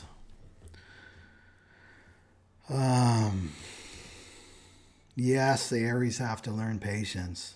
And they have to learn about anger too. That's one of the big lessons for the Aries folk. So Taurus, moon, or rising, moon, sun. That's the order of importance for Taurus. So it's happening in the 3rd house. And this is your thinking. This is about your thinking, right? How you think. So it's about slowing down your mind. That's what I say. It's about slowing down the mind. Not letting the mind run the show. As a Taurus, I've got to keep my mind busy and occupied. Like the mind's my master and I'm its servant, right? So it doesn't, throw a tantrum at me. I got to keep feeding it with information and distractions, and right. And this is the thing, you know, we talk about trust. I have to trust. I have to trust. I have to trust more. But people have to reframe that, because what they're trying to make trust is their mind. Your mind's never going to trust. Never going to trust. It doesn't like this dullness, right? It's boring. This is boring. There's nothing happening. And then meanwhile, there's all these emotions. That's why people don't want to stop, because they have to feel what's going on inside them, what they've been running away from for years, maybe lifetimes, right? So it's about, they want the mind to trust. So they focus all this energy and time on trying to get the mind to trust. The mind will never trust the present moment. You know, it's not comfortable here in the present moment at all. But you are. Your soul is, because the present moment is the only thing that's real. It's eternity. We're coming into the eternal now for the Aquarian age, right? And your body's here. Your breath is here, right? So it's really the body that has to trust. And that means the slowing down and relaxing and becoming more magnetic and realizing your power, especially as a bull. Taurus are very connected to Venus. Venus rules Taurus, but connected to nature, right? Being at peace and slowing down, that's natural for the bull. It's unnatural to be spinning, being a busy bee for the bull. It goes against your nature. You'll end up getting sick, right? To stop. So it forces you to stop. So that's what I see as the mind, right? Not feeding the mind, slowing down. This is the paradox. As you slow down, your frequency rises, and that means automatically your mind slows down, right? Because your awareness trumps your mind, 10 times out of 10. It trumps the ego 10 times out of 10 because the mind and the ego can't live in that atmosphere, right, of high frequency. So that's what I would see as your mind. And then it also rules siblings too, your third house. So there could be some triggers there, but I'm really feeling like it's the mind. But let's look at the cards. And the card will really get us the zone in for the Taurus. And not zipping around, right? Third house is all about short travels. Like take your time when you're driving. Things like that. I'm talking to myself. I'm a Taurus sun. Just realizing that. I did well yesterday though when I went down the hill. I just really took my time. It's like there's no rush. I'm just going to enjoy going 10 miles an hour behind these slow people. Right? I'm just going to enjoy it. There's no rush. I listened to podcasts too and music yesterday. You got to watch that too because that can be feeding the mind.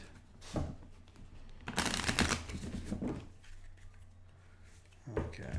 And taking moments for silence too for the bulls.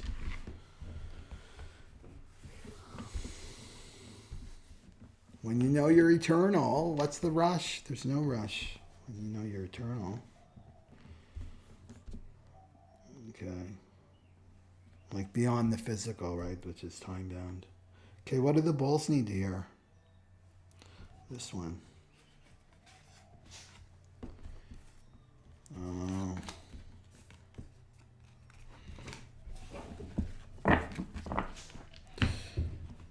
Okay. Let's see what clarification for this for worthless.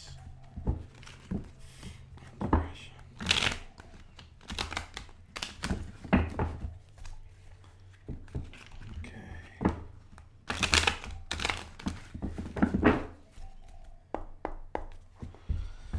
What goes with that card? Depression and worthlessness is this one right here. Okay.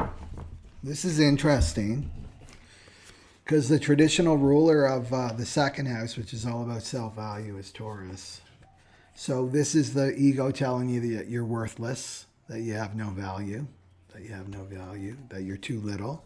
And then depression also came out too, which is this shadow, right? The shadow of dullness is not allowing yourself to stop and slow down. The third, right? This is about information overload. That's what I see. Too addicted to information. So, if we go to the roots of feeling valuelessness, feeling worthless, this goes back to some childhood event where you left your center, right? We all have our core. This is our authentic self. And so as children, because we've live in dysfunction, right? We live in that devil energy growing up, right? The lower frequency shadow energy we've lived in is we want to help. We want to help our family. That's just what the child wants to do. We came into this as souls into particular families to help the family out. And so some event happens You try to save your family. You leave your center, right? You leave your center, and that's the root of this, that I wasn't able to help. I'm worthless. I have no value. And then you compensate for that, right? By doing, proving that you have value. Look, I have value. See? I have value. Then you end up wasting all your energy as an adult. So, and this, of course, would make you depressed, right? Taking away your life force energy, to be operating from an inauthentic place of feeling like you have no value, you have no worth. And that's in the third house. So this is the mind, right? If you're feeding the mind with the busy bee consciousness, go, or depressed, right? Depressed, not going fully down into what you're actually feeling, this, because this is not just a concept. I'm worthless, I'm valueless, I have no value. It comes with shame, it comes with guilt, right? It comes with rejection and abandonment, it comes with those feelings, anger, fear, grief, it comes with those feelings.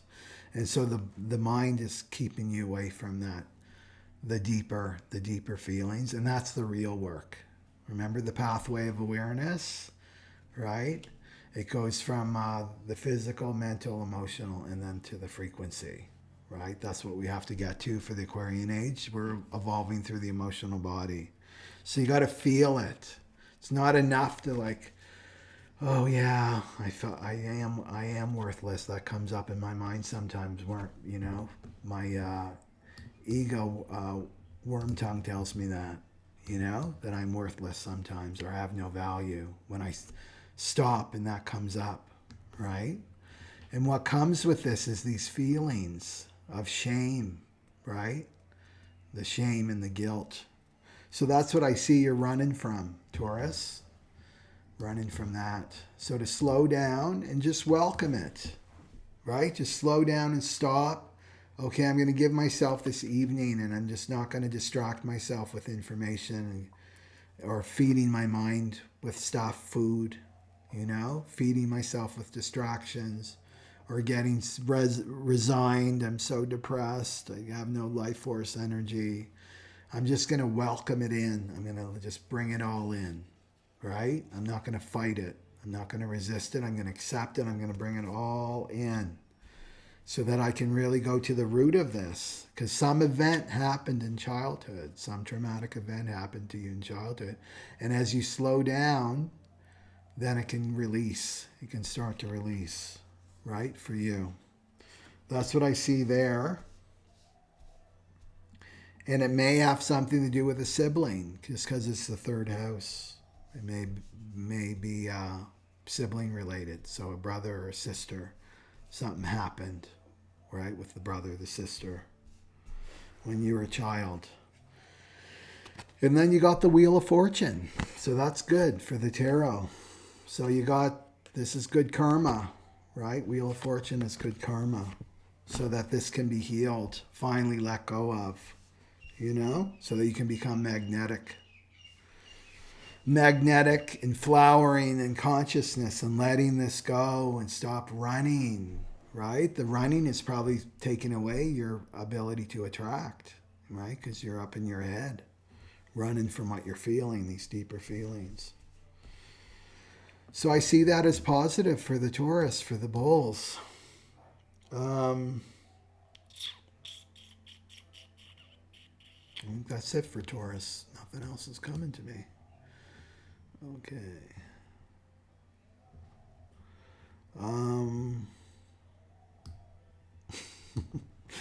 Where are we now?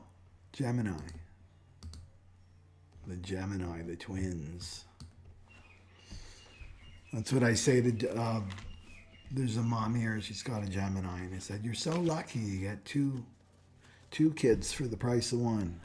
Because Gemini's always coming too. They got like two personalities. And it's not a good, or I'm not saying it's a good thing or a bad thing. It's just how they're built, right?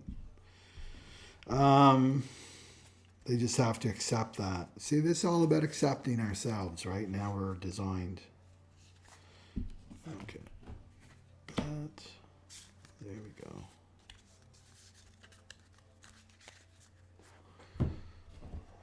Okay.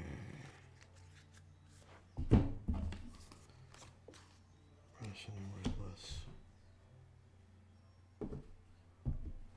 Okay.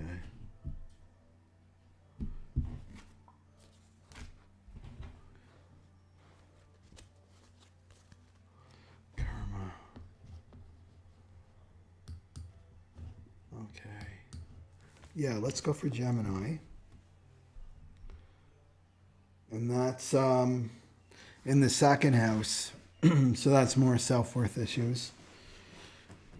So I'd listen to the Taurus part too as well. So in money, right?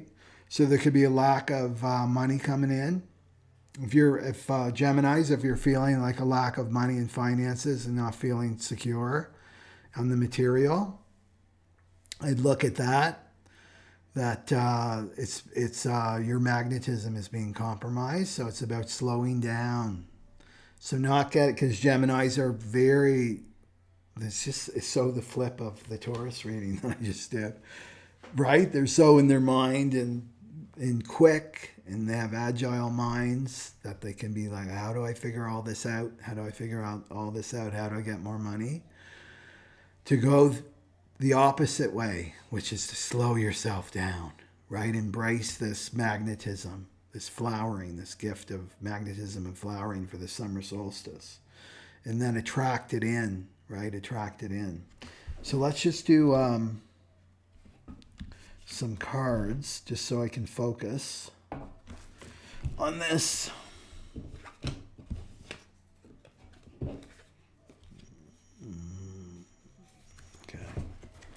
For Gemini.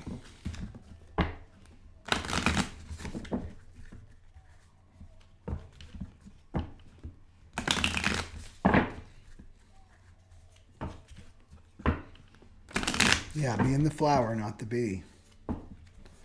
For Gemini. Being more on your body, not a head on a stick. Really be in your body.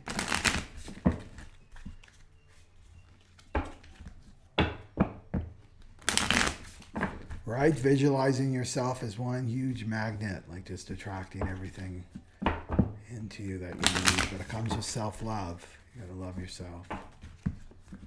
And believe in yourself. Okay. What's Gemini? What's the ego telling Gemini? Tell me what the ego is telling Gemini. What's the ego telling Gemini? Okay. Oh. Denial. Denial. That's one of the 6 primal wounds of humanity is denial. So there's some denial going on with Gemini around their finances.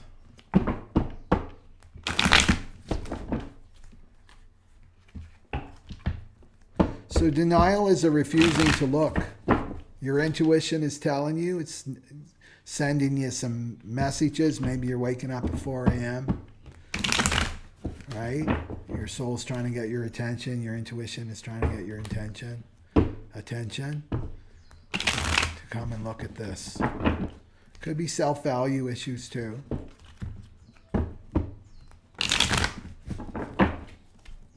But you're denying there's anything wrong. The ego's telling you to deny. What's the card that goes with denial here?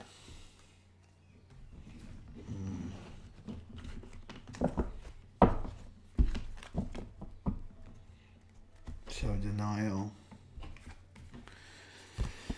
And then you've got the Page of Wands for the tarot.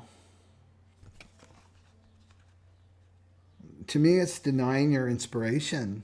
Right? It's denying your inspiring thoughts that are coming to you because they're probably new and they take you out of your comfort zone. Yeah. Right? Trying to stick to the new because the second house is typically ruled by Taurus and they're stubborn, like trying to cling on to the old ways of making money, Gemini. And this is saying you're denying some inspiration that's trying to come through to you, right? From the divine, right? Denying it. No, I don't want to stick this way. And this is the shadow of dullness. It doesn't want to get uncomfortable. That shadow does not want you getting uncomfortable. And to follow your inspiration, it's usually new. It's always new. Creativity is new. It's never been seen before, you know? So this wants you to not feel uncomfortable, this dullness. It just wants you in this state of dullness. It's doing the same things over and over and over and over again. So I would look at this denial. What am I denying? Right? What am I denying? What messages are coming through to me that I'm denying? That I'm just, poo-poo it. Maybe a page of wands could be a person too, a young person. It's very inspirational, right? That's telling you something, giving you some inspiration, giving you some ideas, and you're like, he doesn't know what he's talking about. He's way too young. What does he know, right? This is how we can poo-poo things away and deny what's trying to come through to us. Especially if it's repeating, right? Because the soul's persistent. It will keep repeating and repeating and repeating. That's what that intuition is. So that's what I see is about new ways of making money, right? New ways of earning money for yourself to get out of this denial. Yeah. And open up, because the ego wants you in denial. The ego wants your hand up, just refusing any kind of divine support, because this is going to get you out of your comfort zone, right? But once you get through that uncomfortable, it's like learning the drive. Remember when you learned the drive? How uncomfortable it was. You had to be so alert, where everything was new, and the press this and the rules, and then the person beside you. It's very stressful. It was uncomfortable. And then it gets easier and easier and easier, right? And then you just have one hand on the wheel. You could drive blindfolded, you know? So it's kind of like this. When you get out of the uncomfortable learning curve, then it gets easier and easier. It's about believing in yourself, second house, valuing yourself. That inspiration wouldn't come to you unless you were the one to do it, to follow through on the inspirational idea. You wouldn't have received it to begin with. That's what I see here, is trying to not look at it. I don't even want to look at it. It's just too scary, right? It's too scary for me. And then you'll magnetize, right? So just slow down, open up to what am I denying? Just open up to the idea I could be denying something, right? Then you slow down, and then the magnetism, right? The magnetism comes in, and then you start magnetizing everything you need to follow through on this inspiration that you're receiving, right? You don't just receive an inspirational idea and you're not supported by the divine. The divine's going to support you, but you got to activate, right? You got to make that first step and activate, and that means getting out of this denial. Okay. So let's see the gift card here.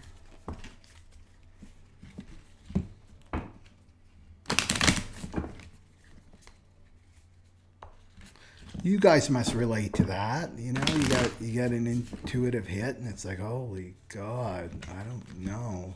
I don't think so. Right? Sometimes it takes a while to sink in when that seed gets planted, right? And then you just let it sit. Just like, don't deny it. Don't push it away. Just let it sit. Just let the seed drop into the soil, right? And see what happens. And then once that seed gets planted in your psyche, then you start magnetizing all the creative ideas to make that come into fruition, you know? But just to push it away at first, like, no, it's not going to go away. If it's part of your soul purpose, it will not go away. It will haunt you till your deathbed, because it is you. Okay.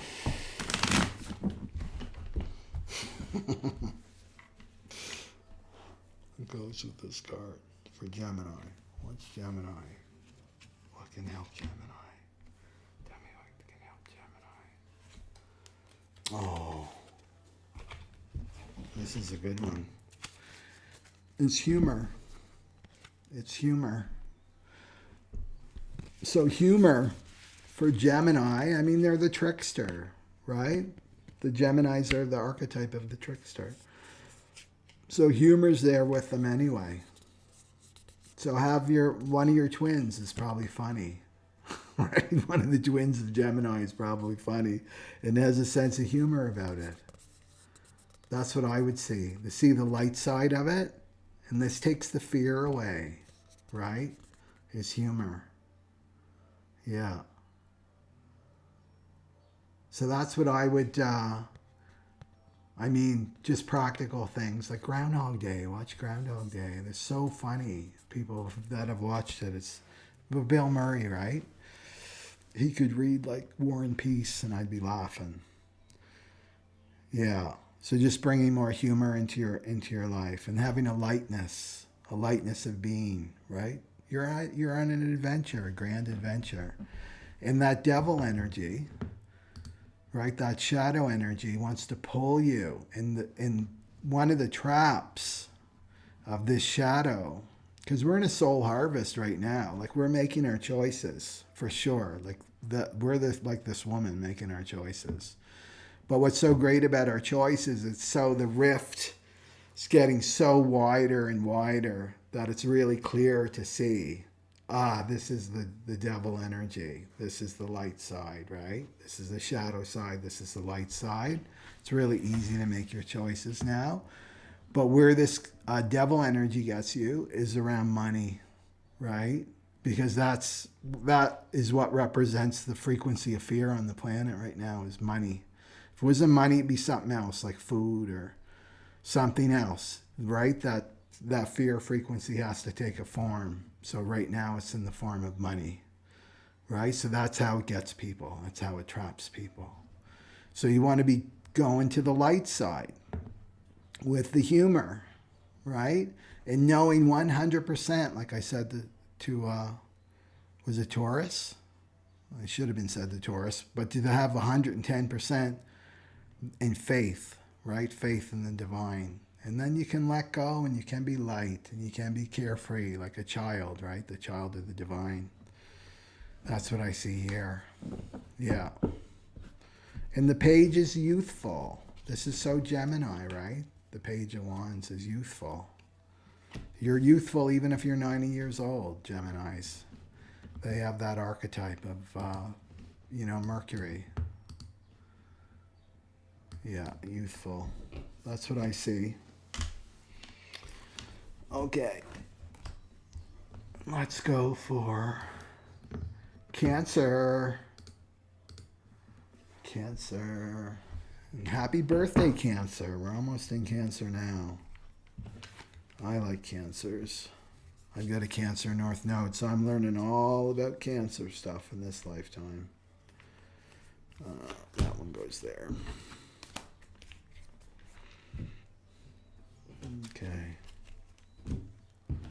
So Cancer is in their first house. This shadow pattern is in their first house. So this is about actually literally slowing down, because this is about your body, right? It's about your body and how you show up in the world. Embracing dullness, the ordinariness of life.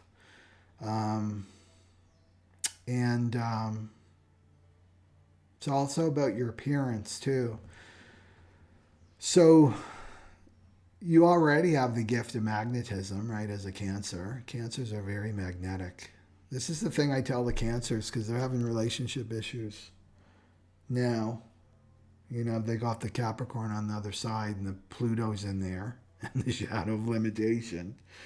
Limiting, right, your relationships, like causing a lot of limitations in your relationships, Cancers. That Cancers, they're not alone for very long, in relationships, because everybody wants a Cancer. They're so nurturing and they're so magnetic. That's what I say to the Cancer people. Like, don't worry, you're not going to be single for very long.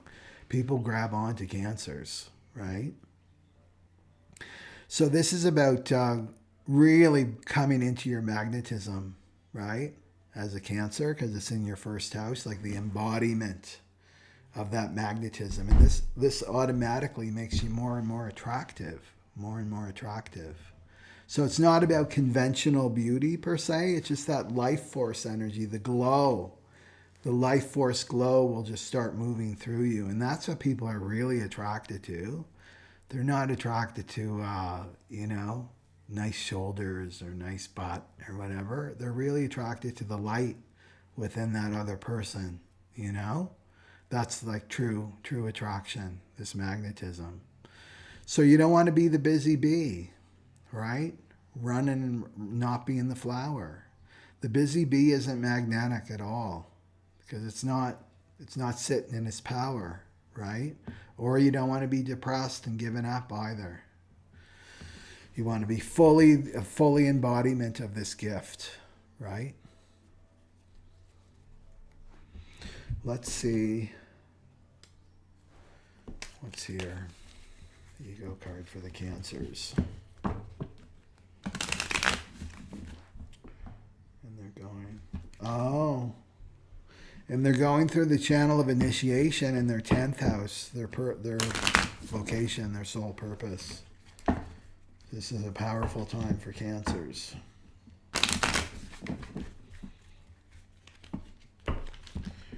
Okay.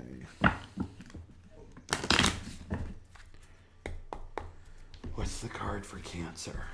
Tell me what the card is for Cancer. What's the ego telling Cancer? What's the ego telling Cancer? That one right there. Oh. Yeah.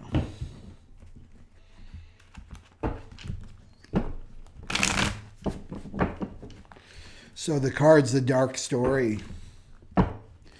So that's listening to the ego telling you the story of how your life's going to go. And do you think this guy here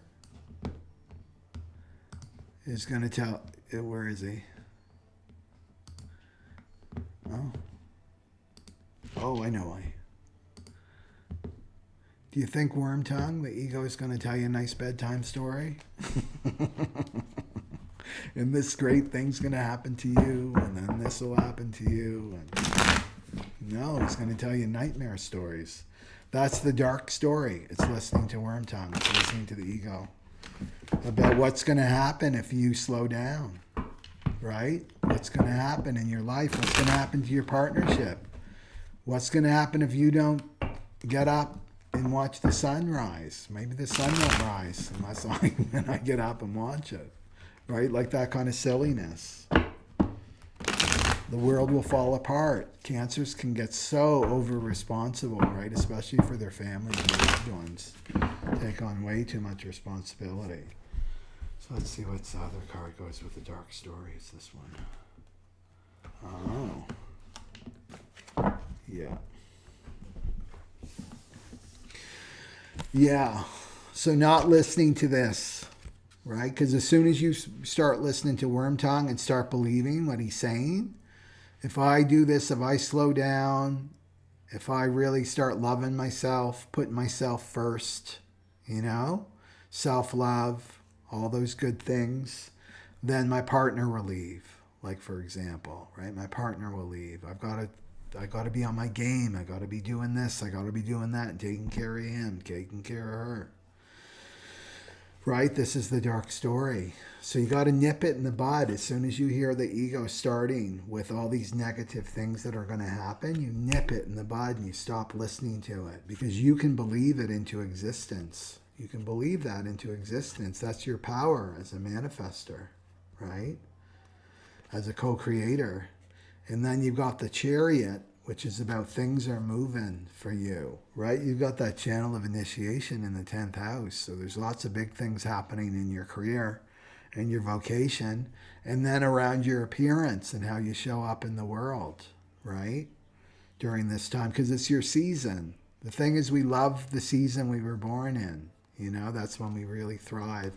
Our ascendant too, right? Not just our sun sign, but our sun ascendant. If you're a Cancer rising or a Cancer moon too.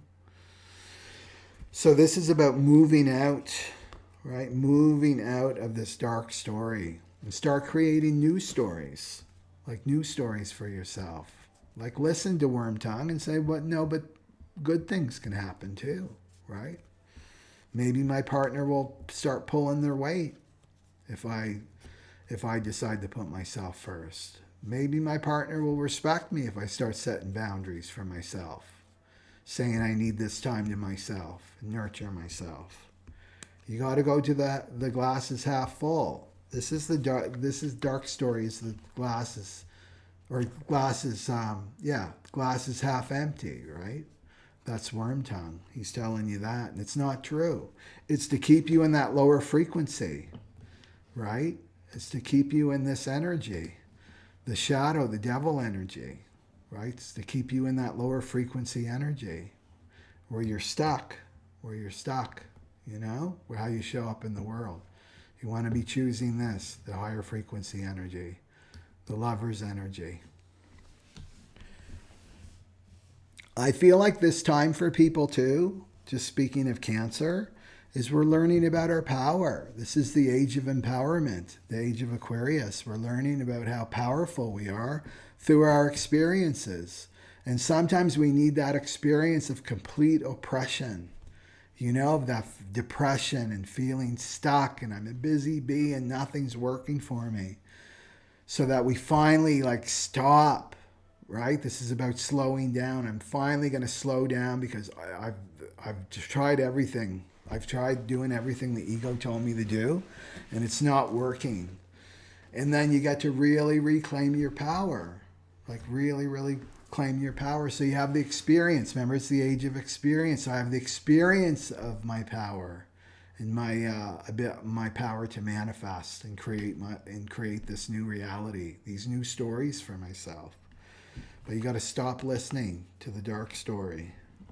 So Chariot is telling you got to move out of whatever pattern you're in right now. You're in some kind of negative pattern, and it's about you. It's about your identity. That you're not a victim. You're not this small little fly on the wall begging and pleading for love, right? That you're much, much more. That's what the Chariot is saying. As soon as you start moving in that direction, then the magnetism starts to get activated. Because this is your show, right? It's in the first house. You're the embodiment of it. Okay, so let's see what the gift is here for Cancer.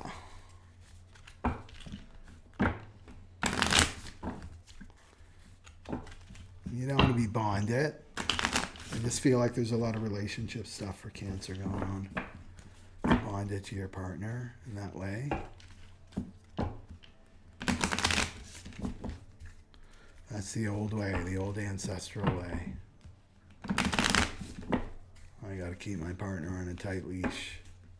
They got to keep me on a tight leash. No trust there. That's living at each other. Okay.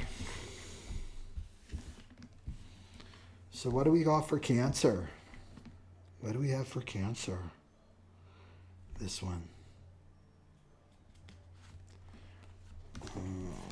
Creativity. Creativity. So in terms of the dark story, the thing with the Worm Tongue here, I remember talking to somebody one time. They were, was I doing a reading with them? Maybe I was teaching in a class. I was talking about a little bit about the ego and the stories the ego said. And then after the class was over, she came up and she said, "How did you know?" That's exactly what the voice tells me, right? It's almost the same words. And I looked at her and I said, because it's all the same. It's the same ego within each one of us. Remember, it's either inflating you, telling you how great you are, that's grandiosity, which isn't true, that's the narcissism, Or you've got the tofu person, right? Telling you, the deflated ego telling you how bad and worse you are, right? You're the worst of the worst of the worst. You're lower than a doormat. That kind of talk. It's the same thing. It's the same ego that's in each one of us. It just has a different flavor, but it knows us so well. The ego knows us so well because it's been with us for so long that we start to believe that it's us. And it knows our weaknesses. It knows where our traumas are. It knows how to manipulate us, right? But what I'm saying is the opposite of creativity. There's no creativity with the ego. It's got the same playbook. I'm learning that when I research more about these narcissists and dictators and, right? These cult leaders, religious cult leaders and things. They all got the same playbook. They're all doing the same thing because they're obeying the same God, which is worm tongue, right? Which is the ego. So creativity is the opposite of this dark story, right? The ego's not creative at all. It can't create anything. All it can do is manipulate you. This is what the powers that be can do. Manipulate the mind and the perception, and then we're the ones that bring it into manifestation because we're the creators. We're tapped into source, right? We're tapped into the divine. And that's what creativity is.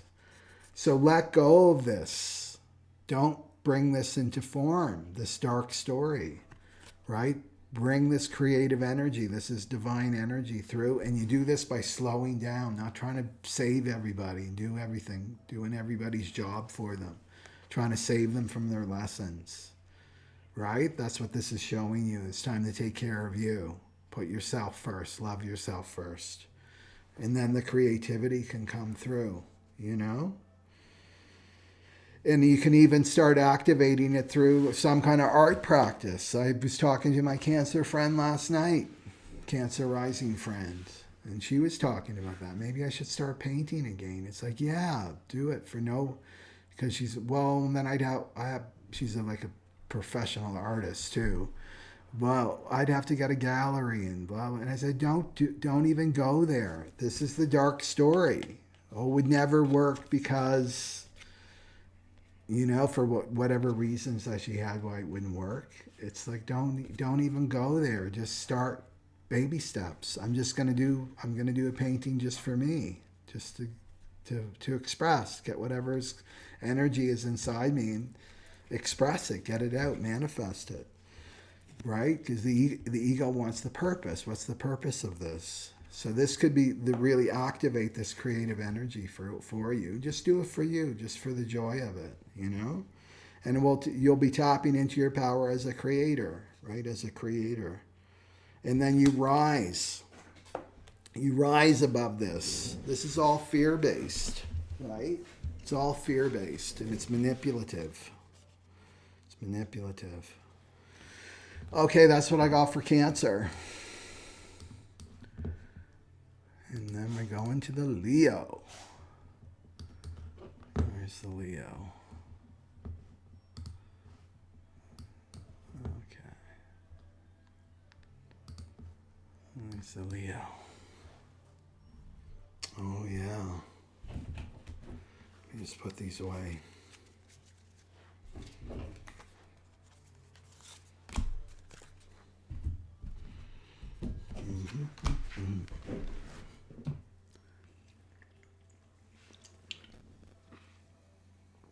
Okay, for Leo, it's happening in the 12th house. So illumination in the 12th house around dullness. So this could be dullness around being in solitude, feeling isolated for so long, like, oh, this is so boring, right? To be alone and in solitude. It's about being removed.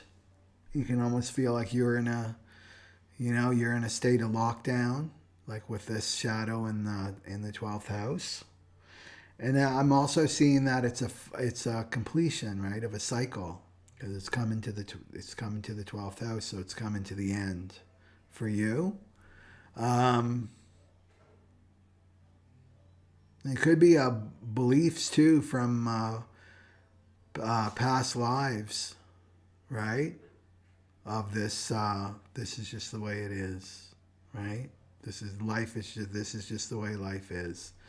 It's dull, right? It's just dull, but not in a high frequency way. Like nothing ever changes. You can make your life almost into a prison, a prison sentence. And it's all about our attitude. If we go back to this, right? If we see the world as prison that we're in, doing our time, paying our karmas, right? Just what you got to do, not really enjoying life. Or you see it as a five-star hotel and restaurant, Eden, right? So it's your choice how you see life, how you see your life. So that's what I'm seeing there with this shadow of dullness, is to really look at what you're choosing. And remember, this is coming from your past lives, right? The 12th house is coming from your past lives. These are deep, deep soul patterns, right? So you may have spent many lifetimes not enjoying your life, right? Not enjoying your life. And now you're born a Leo.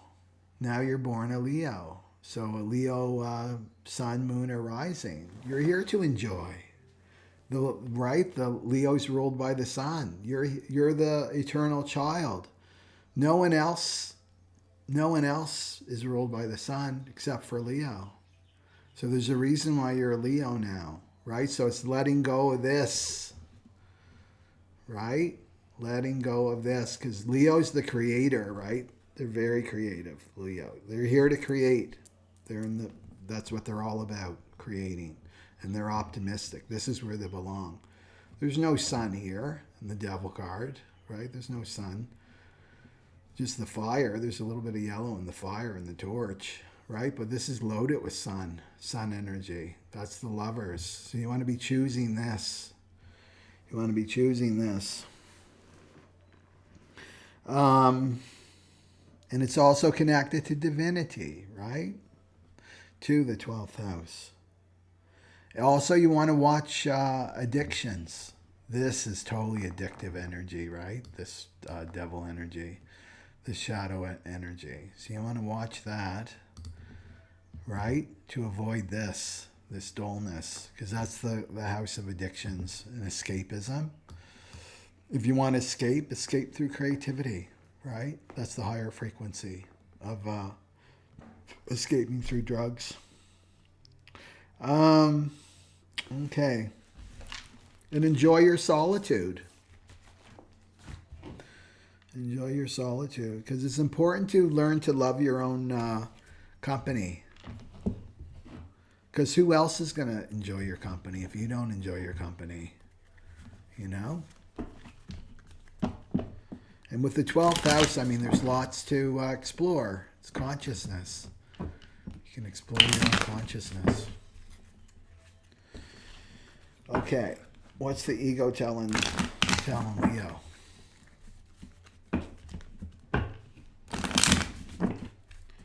What's the ego telling Leo? Tell me what the ego is telling Leo. What's the ego telling Leo? This one. Oh. Okay. That's interesting. So it's anger. Just got the clarification card here.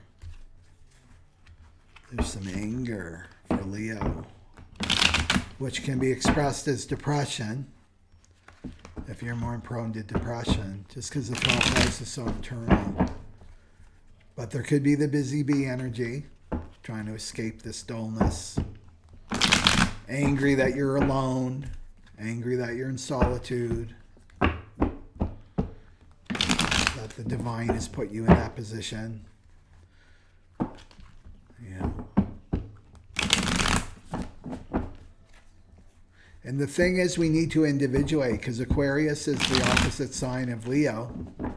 The Aquarian age is all about group consciousness, but we have to enter group consciousness unique, individuated, like truly our authentic self. So sometimes if you're not being your authentic self and you're too like, too much maybe as a tofu person, just kind of blended in with the crowd through osmosis. Some people, they don't want to admit it. I'm into groupthink. Who's going to admit that? I'm a zombie. I just think what everybody else thinks. No one's going to admit that. But it can come through osmosis, right? Around the people that you surround yourself. So the divine may have picked you up, right? It's like, okay, you have to individuate now, so I'm going to remove you from this group of people that are not having a good influence on you, these relationships, and you're going to be alone now. So you got to really know your own frequency, right? So the ego can get angry about that because the ego wants attachment. There's nothing to attach to when you're alone, really, except your own body, mind. What goes with this? Oh. Okay, I know where this is going then. So anger is a conflict in the mind, right? It can be a misunderstanding. That's usually what happens. So we go through developmental stages, right? 0 to 7 is the emotional body. We develop through the emotional body. And then 8 to 14, we develop through the mental body. And then 14 to 21 is the physical body. So there can be a conflict in the mind with anger. So one part of your mind wants to go this way. One part of your mind wants to go that way. So one part of your mind can be like, I really love my alone time, right? I love my own company. And they're fixed signs, right, Leo? I love having it my way. It's my way or the highway, right? I like that. It's very comfortable, right? It's very comfortable. And then you got another part of your mind that wants to be in relationship, right? That wants to really be in a relationship. Is right? There can be a struggle there, this conflict within the mind. One part of the mind wants one thing, wants to manifest that, and then the other part of the mind is like, no, I want to stay in this 12th house energy where I'm comfortable, right? That's the dullness, the shadow of dullness. So it's just to recognize the 12th house, and then look, you got so much support, Leo. You got the Ace of Swords in the tarot. You see the sword going up through the crown. That's mental clarity. So this is a real gift that the sun is coming in your 12th house, because the sun is the 12th house is like the dark house of mirrors, right? You don't know what's going on in there. You can't see. It's all the place of hidden enemies too. You don't know what's going on in there. You can't see. And now you've got Cancer coming through. The whole season of Cancer, the sun's going to be in your 12th house. And this is going to give you clarity. That's going to come through the mind so that you're going to understand these patterns, right? These patterns, this anger pattern that you have, this conflict in the mind, where this misunderstanding happened. So I would look from 8 to 14 years old, because this is when our belief patterns get laid down during this time. They stay with us, right? As teenagers, we form a perception of the world, basically, and it sticks with us. So that's what I feel is we're letting this go, right? As Leo, letting that go from the 12th house. Yeah. And getting out of that power struggle. Because again, your energy gets dispersed. If you've got one part of the mind wants this, another part wants that, your anger, your energy's not focused and one pointed. That's that masculine energy, right? So let's see the gift. So it's about consolidating. That's what I feel. It's consolidating your energy so that you can be really a magnet, a powerful magnet. Okay, it's this one. And let's see here. Underneath this anger.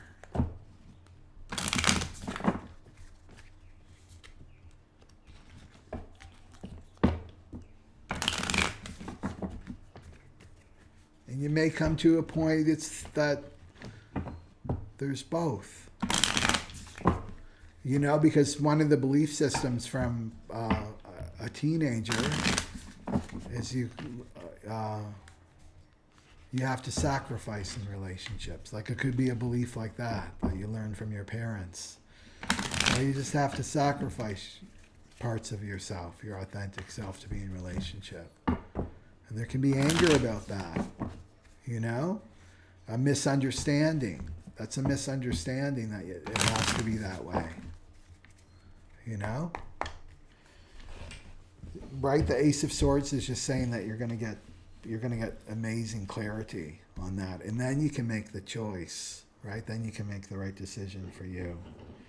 That you can have both. You can have your solitude and your alone time, and you can be in relationship. Okay, here we go.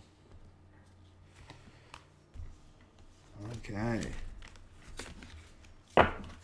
So this is saying to use your strategy in human design. So you got to know your type, Leo. So you go to jovianarchive.com, you get your free chart. You don't even have to give your email address, and it's going to show you your strategy.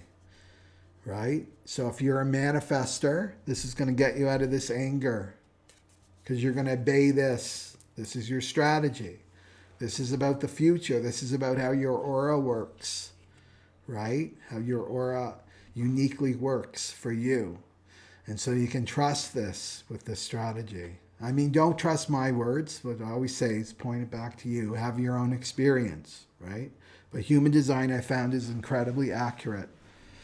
So use your strategy. So if you're a manifestor type, you want to wait for divine inspiration, okay? And then you want to initiate, right? To get out of this anger energy.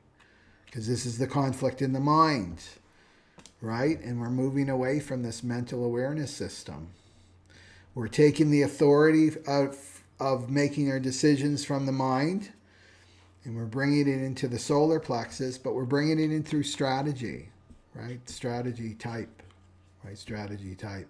So if you're a manifestor type, you're waiting for divine inspiration, those divine inspiring thoughts, and then you're going to initiate. You just make it happen. You tell the person, this is what I'm going to do. Tell people around, this is what I'm going to do. Inform, and then you initiate. And then the magnetism brings all the resources you need, the people, the money, all the resources that you need, right? With this 12th house position.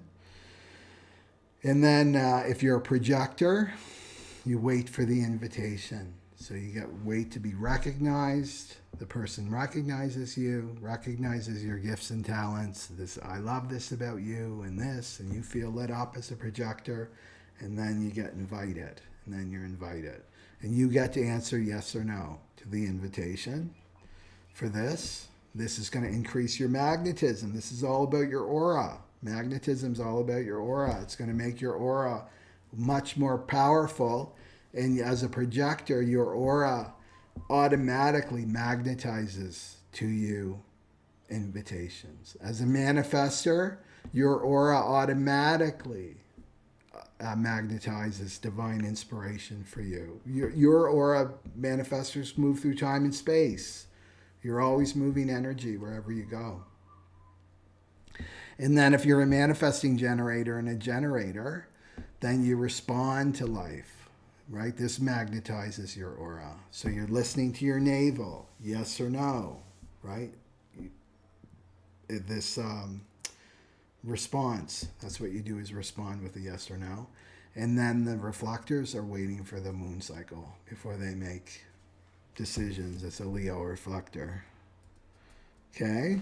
So that's going to get you out of this anger, right? The anger of the mind. What should I do? I want this, I want that. And the mind is always back and forth in conflict, you know, to trust your strategy. And clarity will come, right? Mental clarity will come, but not through this. The ego telling you this and that. Because remember, the mind's all about the past, and we cannot bring the past into the present. We can't bring the past into the new Aquarian age. We got a new chapter. Rip that old book, burn it, throw it in the fire. We're starting afresh, starting new. So commit to your strategy, depending on your type. Okay. Virgo. Where's the Virgo? Okay. Virgo's in the 11th house. Oh, Pisces maiden, go to jovionarchive.com, and I always put it in the information box below. Okay? So Virgo. Let's see here. This one.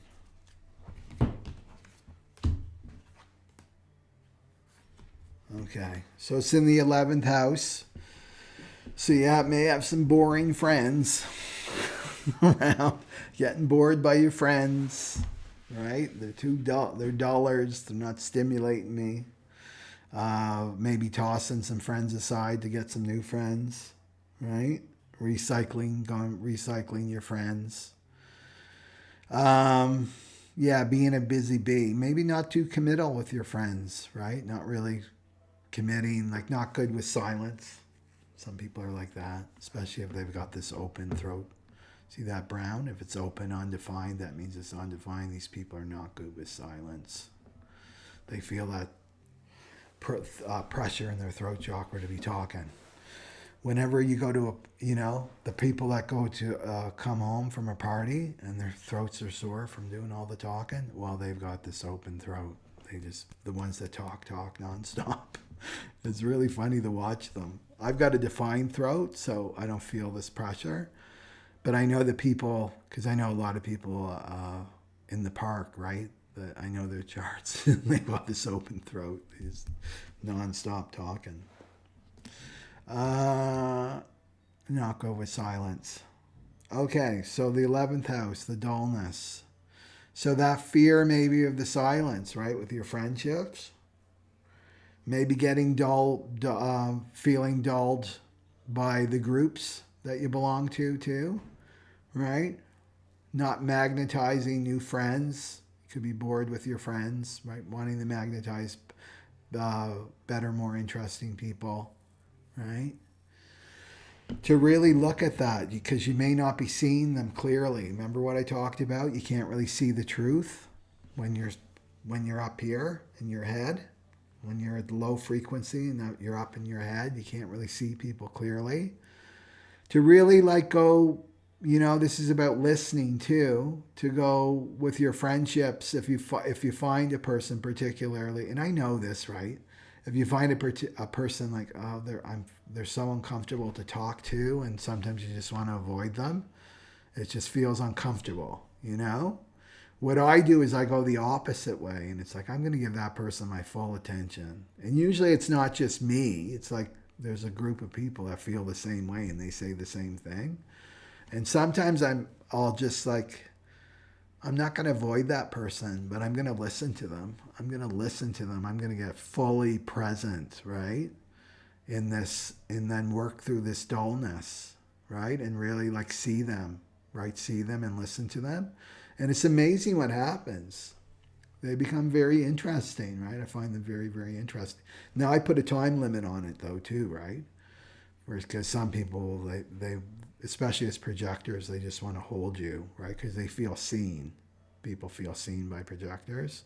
I put a time limit on it, but that time limit, I'm full on. I'm listening to that person. And moving through this dullness. So you may be called to do that, Virgos. To really just be present with your friends. And if you feel the same way that I feel with some people, they'll hold me hostage, for hours and hours at a time. If I do that, put a time limit on it. Set your timer. That's what I do on my phone. Okay, I gotta go now, Let's do some cards here for the Virgos, the 11th house.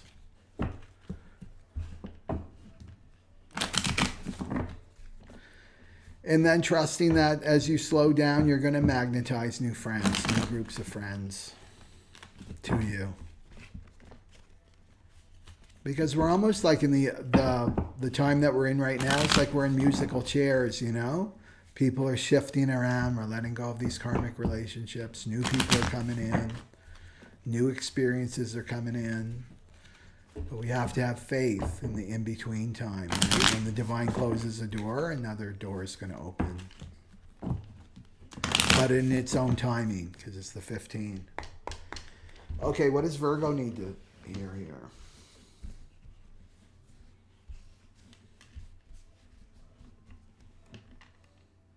You may see yourself as boring too. That's another way to look at it too, not just your friends. Maybe my friends are so much more interesting than I am. You know? And then the ego is in there. Where's the ego? The ego is in there saying, you got to say this. You got to say that to make yourself look more interesting. Right? You know? People want to be so interesting. Instead of just letting things flow, like the conversations just flow naturally. Oh. Virgo's going through a little bit of a hard time here. They got the Death Temptation card.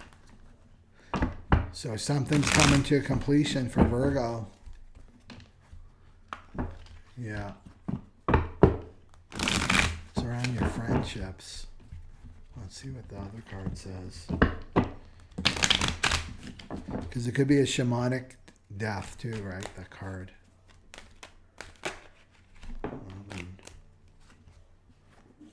Yeah. Oh. It's the Four of Pentacles. This is the stingy card. The stingy miser card. And clinging. So I feel like it's clinging to to some old friends. Some old friends that have to go. Okay. And then the Death Temptation too. Yeah, the ego may be in your ear a little bit about death, right? For Virgos, you don't want to listen to that. And Virgos, again, can be very hard on themselves and very like perfectionists, right? Because they want the Pisces, the opposite sign of them, that's perfection.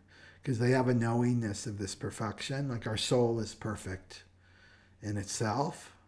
It's our human, right? That we can see flaws, right? In.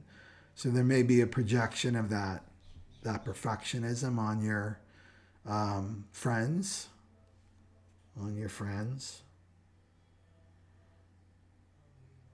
This Death Temptation is really interesting, though, in the clinging.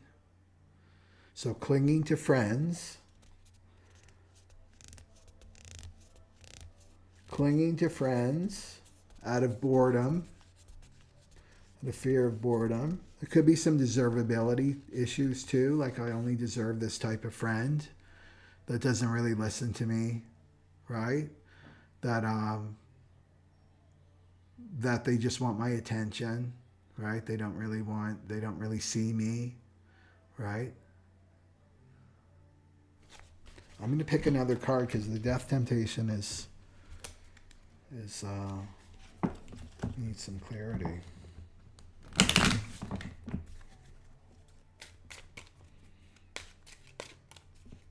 It's also about your hopes and dreams, the 11th house. So there could be some dullness around that, oh, my life's just always going to be like this, and it's never going to get better. The most I can hope for is to be left alone, or something like that, right? Okay.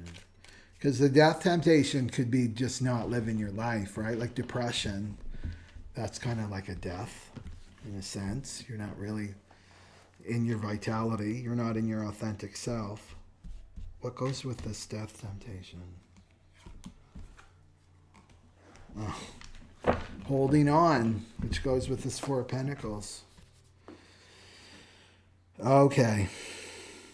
So The holding on card is about an addiction to a person, as if you were, you can't let go. This is the Four of Pentacles, so you can't let go of this friend, right? That you believe, like you're so addicted to them, it's like they're your savior.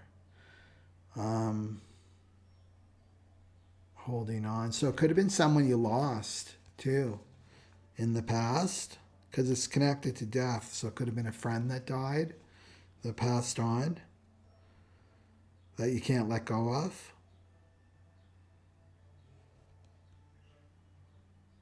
And that.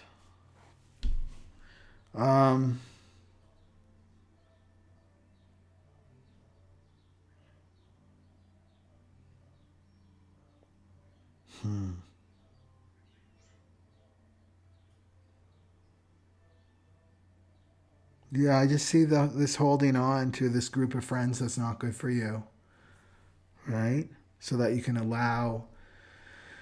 The thing is, we can't, because sometimes we'll go into this manifestation frequency of like, well, I want to manifest these friends that really value me, that really see me, right? And why aren't they coming in? Well, because you got a block.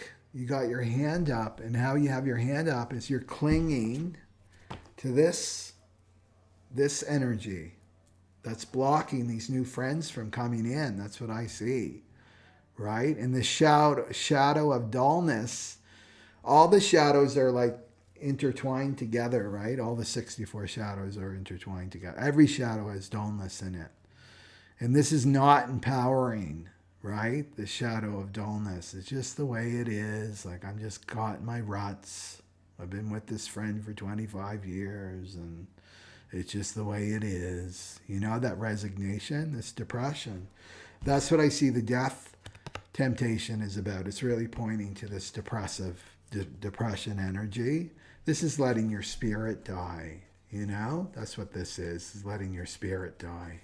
Your zest for life, you know, as a Virgo. Just the way things are, right? And meanwhile, you're holding up the block by clinging to these people, you know? Doesn't mean you got to phone them and make this big pronouncement. I'm done with you. You're a low frequency energy. You have to just do it inside, and how the universe takes care of everything, you know? That these people, you just zigzag as you start to move forward, because this is what this is telling me. You don't want to move forward, right? You don't want to move to the new, Virgo, right? To let these new friends come in. You don't want to get uncomfortable. This is all about staying comfortable. So you're the one with the hand up, like clinging to and you don't even value these people. That's the joke, right? With this holding on, you don't even value them. So, like truly, because they don't value you. It's a mirror. So as soon as you step forward, it's like I'm gonna embrace this discomfort. I know that this dullness is just a shadow. It's not who I am. I just have to move forward with a baby step, an empowered baby step. Then what happens is you shift, and those other people that you're holding on to they're not aligned with you, right? There'll be a zigzag. They'll try to call you, and the call won't get through.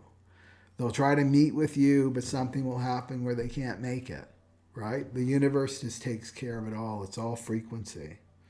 So that's what I see with the Virgos there, is they're getting some new friends coming in. Right? And you're going to magnetize them. You are going to magnetize them, Virgo, by shifting your energy, right? And letting go of some dead wood. Or even friends that have passed on, possibly too, or that you moved away from, literally or figuratively, you've moved away from. Yeah. Yeah, but you deserve better, right? You deserve better. Okay. We want people in our life that reflect our best self, right? Not our worst self. Okay. That one. That was a tricky one.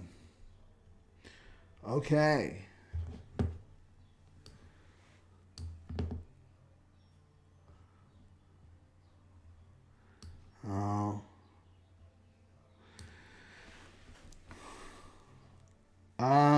Massachusetts corruption exposed. My son is a Virgo and adores me. He's been kept from me 270. Oh, yeah. Well, he probably has to let go, too. Yeah. No, we have to let go of these people, you know? And this is, this guy says, well, you got to do what this is the best you can do, right? There's something wrong with you. You're not compassionate. Spiritual people, you get judged up and down by worm tongue that you're not perfect. You're not compassionate. You're not this, you're not that. But worm tongue's never going to tell you the truth. That you have to let go. You have to let go. And then you're saying to the universe, like, I want better. I'm shifting. I'm changing. I want better, right? I deserve better. Because when you're clinging on, that's lack, right? It's lack. It's that lack consciousness, scarcity consciousness. Because worm tongue's going to tell you there's nobody, this is the best you can do, Just stick with what you got. Love the one you're with, in the lower frequency way. Okay. Where are we now? Libra? Okay, let's go for Libra.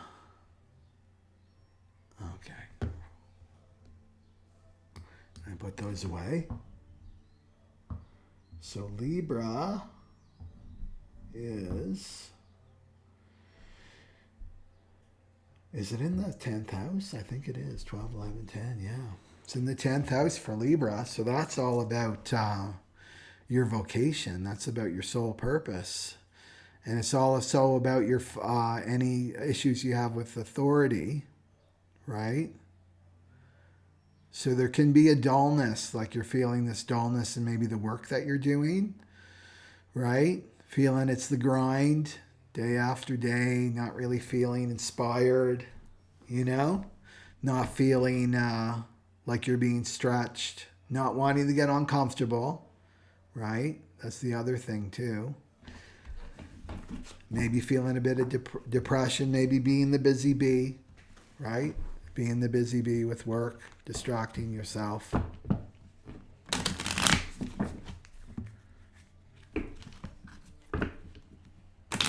Let's do a card so I can focus here.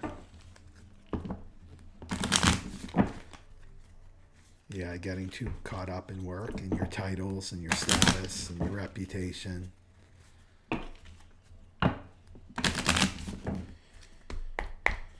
Okay.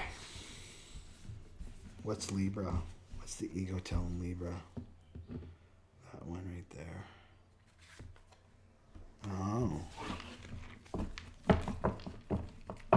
Okay. So there's some competition in your workplace, Libra. You're feeling competitive as you're listening to the ego. Maybe there's somebody after your job, after your position.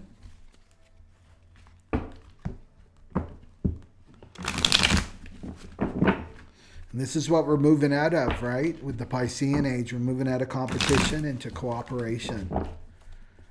Cooperating with one another and co-creating. Okay. What's Libra need to hear here with the competition card? What goes with the competition card? That one there. Okay. Oh. More lack. Libra's really listening to worm tongue. That's what I say. That's who you're listening to, Libra, right there. The ego. Because you got the 5 of Pentacles. So that means you're feeling left out.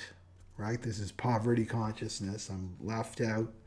Other people are getting promoted over me. Right? Other people are doing better than me. So remember when this is happening in your life, right? Because a lot of these patterns go back to family just because it's in your 10th house. So it's about your father too, or lack thereof, your stepfather, or having your biological father wasn't really involved in your life, right? So this competition comes from a lack of bonding in the family. That's why we compete with one another. It all goes back down to the family unit. That's why it's so powerful when families will start to heal, you know? This is going to alleviate all this stuff because it's going to teach us to become individuals, right? And individuals, and to cooperate with one another. So competing in the 10th house, right? So competing for the love of the father, right? That's the root of it, from the family. And then the siblings feeling like they have to compete, right? They've got to fight for the scraps of love, right? This is the Five of Pentacles, scraps of love that the father gives. Or some could be your mother too. That's more yang, like more of a father figure. You could have that too, that dynamic. But it comes from the lack of bonding. So this is about pride, right? While you're competing, that's what Worm Tongue is telling you. They're after your job. They're undermining you. You better like prove yourself that you're the best. You're the top of the heap. All wasting your energy, right? And all it does is build your grandiosity. Doesn't build your greatness as a soul. Like to listen to the ego, right? And it's going to keep you in this position, just feeling left out, because it's never enough, right? If you listen to the ego, you can never relax and magnetize. That's what you want to do, is magnetize. You want to know your self-worth, right?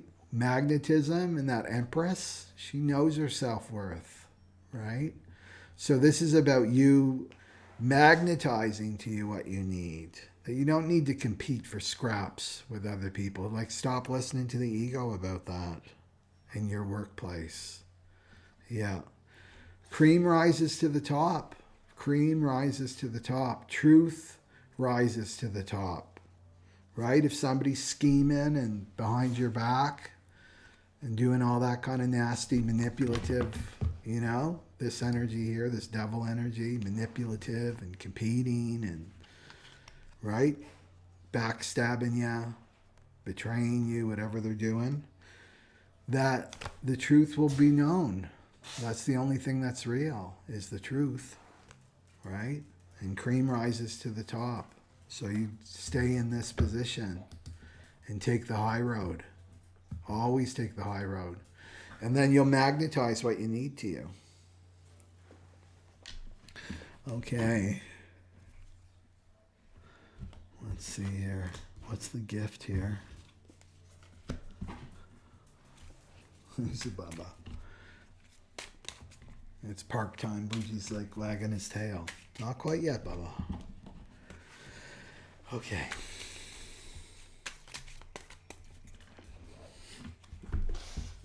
So what's the gift here for Libra? Tell me what the gift is for Libra. Okay. Protection. That's interesting. So that's the thing, right? To go back to the father, because it's in the 10th house for Libra, is the father's aura protects the family, right? Energetically, this is the ancient yogic teachings, protects the family, just the aura. Just being present. It's not like he has a shotgun outside the house. His aura, his energetic aura protects the family, and then the mother can relax, and she's the mother, right? These are archetypes, right? And she does the nurturing, gives the child their identity. So this is about not feeling protected, Libra. Why you feel like you got to compete. Because this is taking you into your masculine energy, right? This is for men and women. Their masculine energy is not going to work when it's disconnected from your feminine energy. It's not going to work anymore. It's all ego-based. So this is taking you out of your power, which is your magnetism and your flowering, right? Because you don't feel protected. You didn't feel protected as a child, right? You didn't have a father there. Maybe your father attacked you. This is how warped our world has become, right? Where the father is attacking the children, you know, abusing the children when they're supposed to be protecting the children. But we're not. This isn't about blaming fathers, because it's like ancestral, you know, this whole line. So this is going to divine protection. That's where you have to go to get out of this energy. You stop listening. Worm tongue's not going to protect you. No way, no how. People say that, oh, the ego's here to protect us. The ego's not going to protect you, right? The ego wants your destruction. Like, that's the end game for the ego. It wants your destruction, complete destruction, even if it means destroying itself, right? The ego destroys itself. So this is about you going to divine protection. Go to the top, right? The top of the heap. And that's the divine for protection, divine protection. So I love that Rumi quote. The one that brought you will take you home. The one that brought you will bring you home. Will take you back home, right? That you're always protected. You've always been protected by the divine, even though it may not seem like it, right? So go into that trust position, and that's going to take you out of this feeling you need to compete, right? Because who can compete with you? You're you. You can only be the best you. Yeah. So that's what I see there, is this need for divine protection. In that great mantra, that's a good one to chant. Maybe I'll put that down in the information box for you. I chant that 3 times every time I turn the key. And it buys you 9 feet of space and 9 seconds of time. So you're protected. I feel protected, and you can relax. Then you can be the flower, right? You can be the flower. And to trust it. I've had people that's, spiritual teachers tell me that they were out late at night and somebody was coming at them with a knife, like to come rob them and attack them, and they bounced right off the aura. This woman told me this. I believe her. They bounced right off her aura, right? That's the strength of our aura. Or we just don't even attract it to us, right? Because it's about magnetism. You're not going to attract that to you. You can let down your guard, when you know that the divine is protecting you. Okay. This one. Okay. And then we're going for Scorpio. Going for the Scorpio. There we go. And Scorpio's in the 9th house, right? 12, 11, 10, 9. Yeah, it's in the 9th house. So there can be some dullness around your spirituality, your relationship to your spirituality. Not feeling stimulated. Maybe you're starting to look to your spirituality and like, this is really dull, all right? Compared to the material world and the ego neon lights Las Vegas show that's put on all the time in terms of our distraction and entertainment, spirituality can seem pretty dull. And we don't want to leave our comfort zone either, right, with this shadow. So let's just do some cards so I can really focus on this 9th house for Scorpio. Right? And Scorpios want intensity, right? Scorpios thrive on intensity. They wouldn't do well with the shadow of dullness.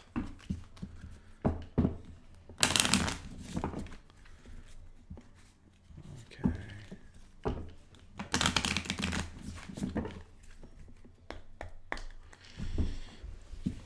Okay, what's Scorpio got to look at?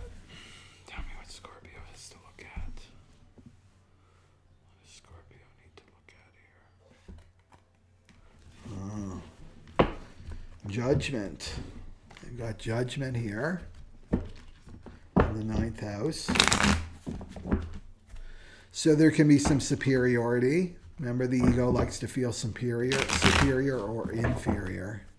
I'm the worst, I'm the best. The ego gets a hit too from being the worst.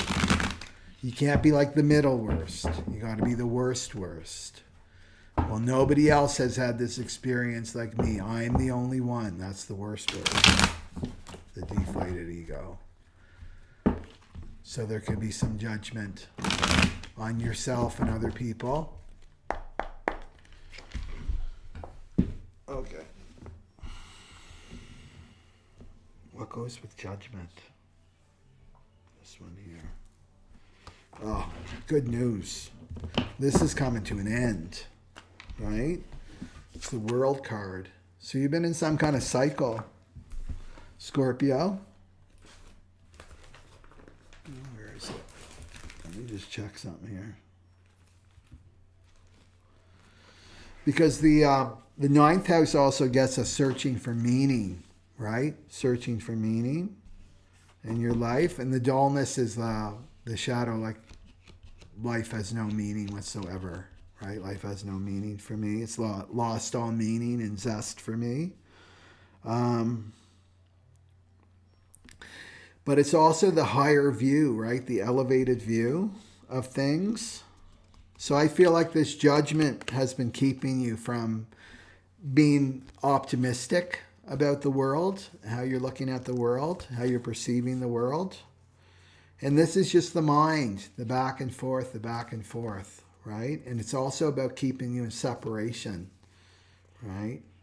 There may be a really amazing spiritual path that's opening up to you, but you're listening to the ego and judging what's wrong with it, right? What's wrong with this path before you even give it a try, you know?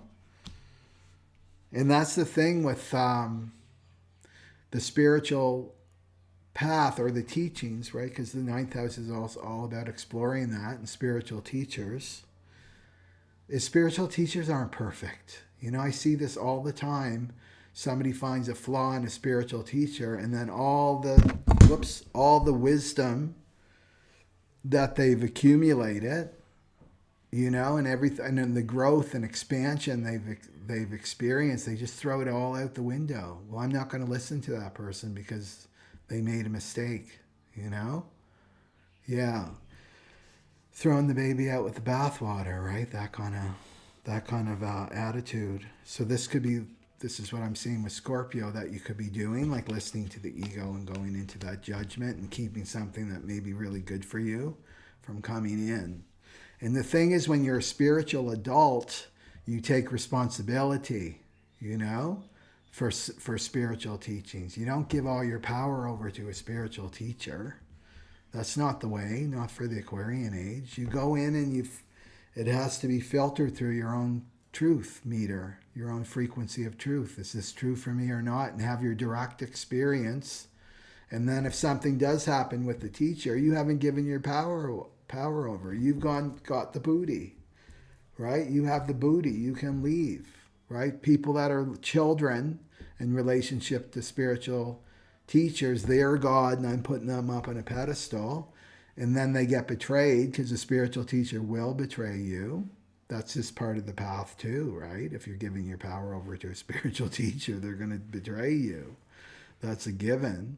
Then they're lobbing bombs, right? They get out of that path, and then they're lobbing bombs back, you know, and they're so angry. They've been betrayed, and they've been this because they gave their power away. They're really angry at themselves.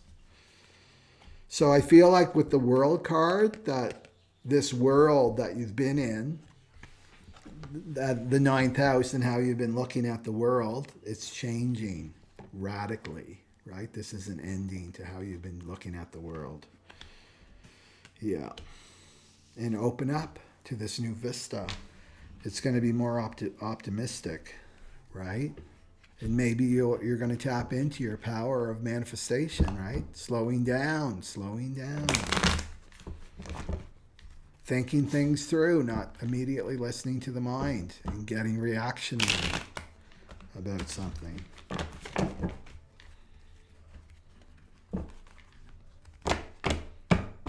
Yeah. But it's something about religion and your spiritual path. I can feel that.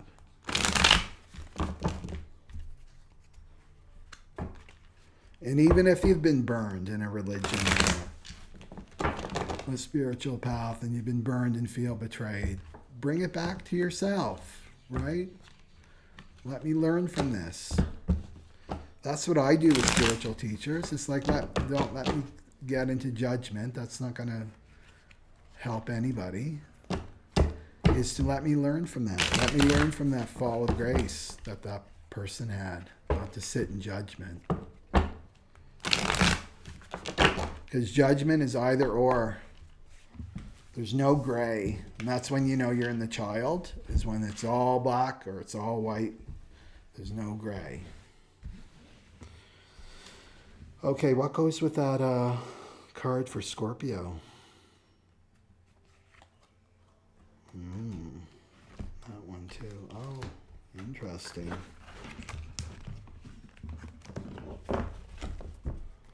Okay. So this is really good news for Scorpio. They've got the reunion card too. So coming back into themselves, their authentic self. Away from this judgment, back to their innocence. Maybe you're returning back to your original religion, right? Maybe you were Christian in your earlier days, and then you converted to Judaism, possibly, and now you're coming back to your Christianity. Who knows? The world is some kind of full circle is happening, just with that Six of Cups too. Coming back home, that's what I'm seeing. Coming back home to your spiritual self. What's true for you?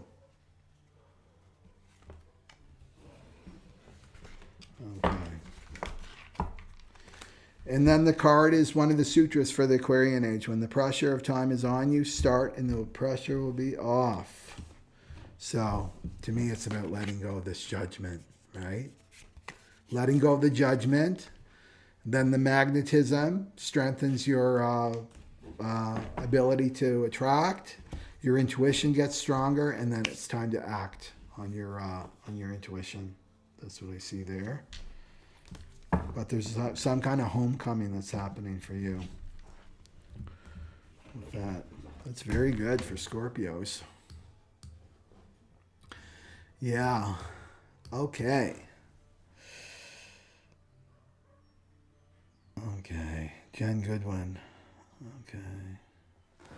Very accurate for Scorpio. Yeah. Very positive. I find all of them are positive, actually. Okay, let's go for Sagittarius. We're almost to the finish line here. There we go, Sagittarius.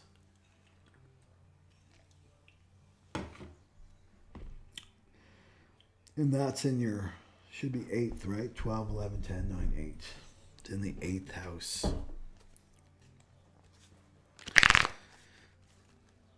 Okay, so this is about your marriage partner or your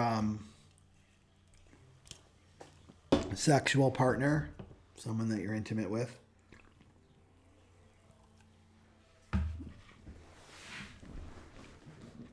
So there could be like a dullness there, maybe a dullness in your sex life, Sagittarius. Same old routine. Feeling like that's the shadow, right? That's the shadow area. And this is saying that you may be getting depressed about that, right? Or the busy bee, distracting yourself from that. And the gift now is to become more into the present moment.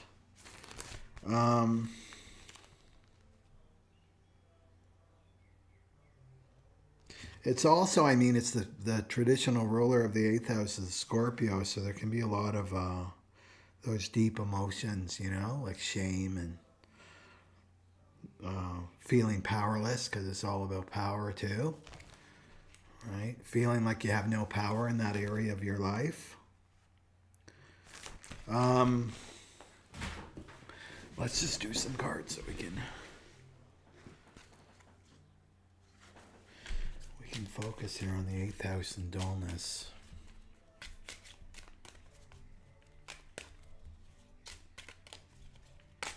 Or using sex too. You can be with this using sex as a distraction from yourself and this feeling the lack of meaning you know, needing that stimulation, because it can be an addiction, right? Of the high, right? That high emotional state through sex, rather than feeling the ordinariness of existence. Okay. What does Sagittarius need to hear here from the ego? What's the ego telling Sagittarius? This one right here. Oh, I knew I was going to get that. Competition again. Competition. So, competing, right? Feeling like you got to compete with your sexual partner. You can be competing with your sexual partner, marriage partner, or competing with somebody else, right? For your sexual partner. Feeling jealous. Because Libra had this too, right? Libra had the same card for their 10th house, though. Let's see what the other card is to put it together.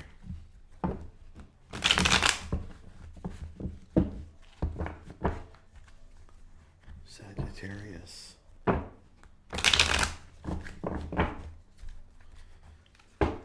Competing.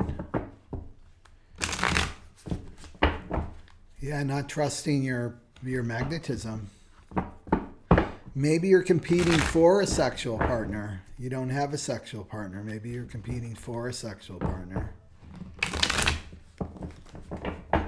And being the busy bee. Or getting depressed about it. Running out to Tinder, right? Trying to do for this other person. And you may be a third party, right? Third or fourth party. Instead of trusting your magnetism. And look at her, right? This woman here. Trusting that. Do you think she's a busy bee? Trying to get a partner? No, she's probably beating them off with a stick, right? Beating them off with a stick. Right? So that's what you have to do. And she's got the Venus too. I just noticed that. She's got the Venus symbol right there. Just to trust your magnetism. Will attract a partner in for you, Sagittarius. Okay, what's for Sagittarius here? It's this card. Oh. So it's the Eight of Pentacles, which really goes with what I talked about before.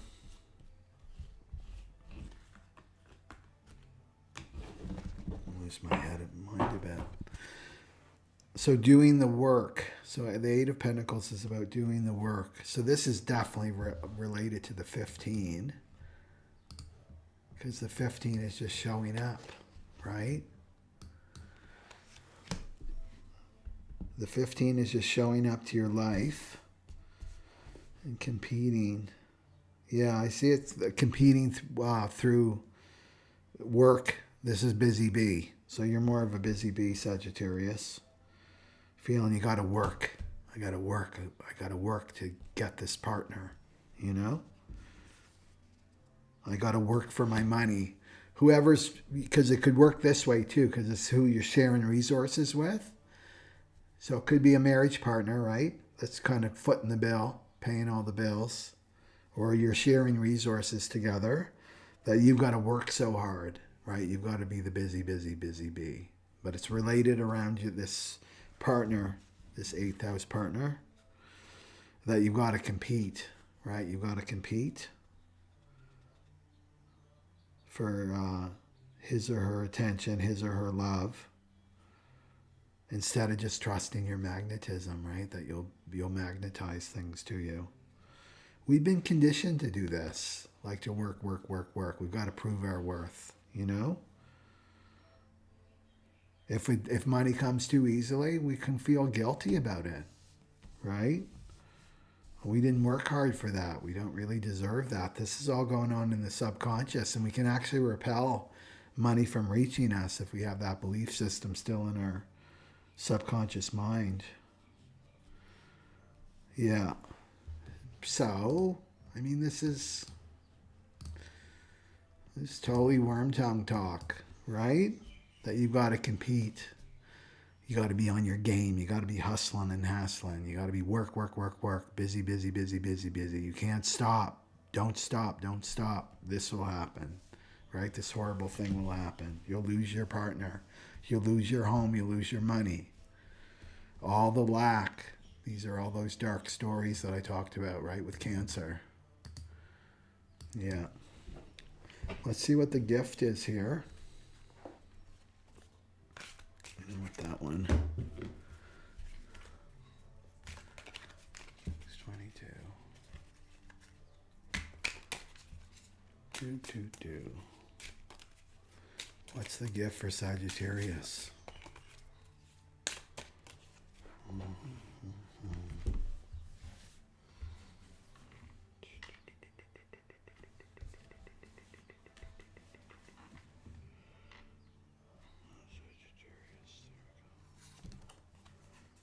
Oh, you got another repeat. So use your strategy.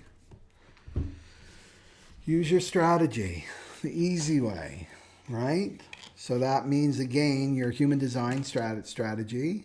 So this is based on your aura type. And this 15 is all about your aura. So you become more magnetic. As you become more magnetic, as you slow down, you become more magnetic. You become more intuitive. And your aura grows in strength and power.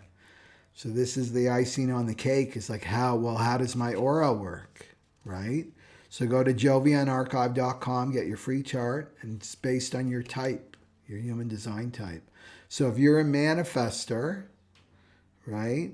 Because here you are, it's like, this is money, it's other people's money. So how you manifest here, or manifest a sexual partner, is you've received divine, your aura will receive divine inspiration, some kind of inspiring thought. If you're a manifester, you tell your friends, you inform, and then you initiate. You go for it, right? If you're a projector, you wait to be invited. So if somebody has to recognize you, and then they invite you, you accept the invitation, and you go, right? So 8th house, if you want a sexual partner, you're waiting for the invitation. If you're a manifester, you're initiating, right? But in your magnetism, it's just how your aura works. Our aura works differently. If you're a manifesting generator, then you're responding through your navel. Yes or no? Yes or no? Yes or no? And then with the reflector, it's only 1% in the world. They have to wait for their moon cycle. So that's what I see. And that takes the competition away, right? What's for you will not pass you by. You have to trust that. You have to trust that. Yeah. But to drop this ego telling you got to compete and you got to work so hard for things. Okay. And is it really worth it when you work so hard that you exhaust yourself, you know? Where you have no time for anything else? It's not worth it. This one goes here and here. We're almost done. Okay. Sagittarius. We're going for the Capricorns. The Capricorns. The goats. Talk about hard workers. That's the Capricorn. No time for love, Capricorn says. Okay. Oh, they're in the opposite side, of course, in Cancer.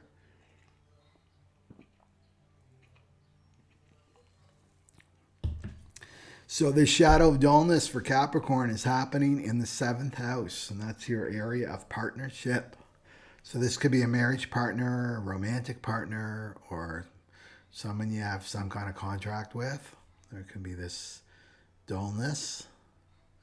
So you may be seeking a partner, Capricorn, but you're feeling depressed about it, right? You're fearing that you're stuck in a rut. Maybe your partner is stuck in a rut, or you're being the busy bee, like the Sagittarius that I talked about before.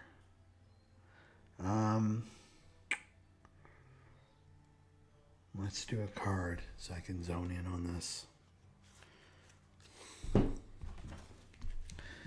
Shadow of dullness. Maybe the people you've been meeting, right? Oh, feeling dull, feeling bored. Maybe you've got a pattern, Capricorn, of flitting from one person to the next, right? Because I find them boring, they're dull. They're not stimulating my ego, you know? That's what this guy wants, right? Right here. Right? I don't know about him, you know? There's this wrong with him and that's wrong with him.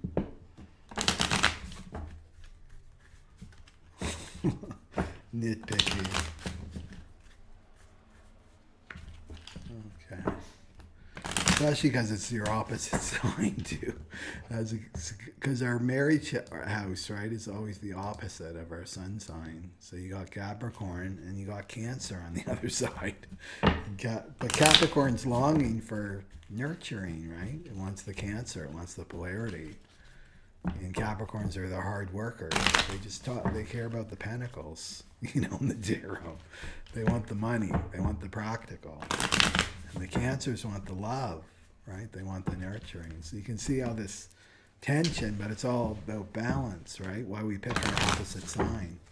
Why we're drawn to our opposite sign. Okay.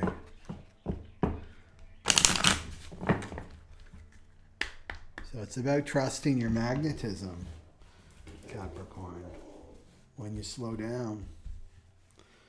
Okay. What's Capricorn? What's the ego telling Capricorn?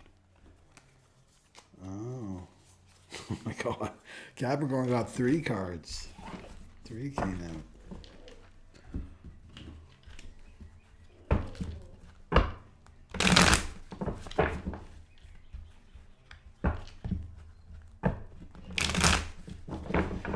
It got roles, so childhood roles.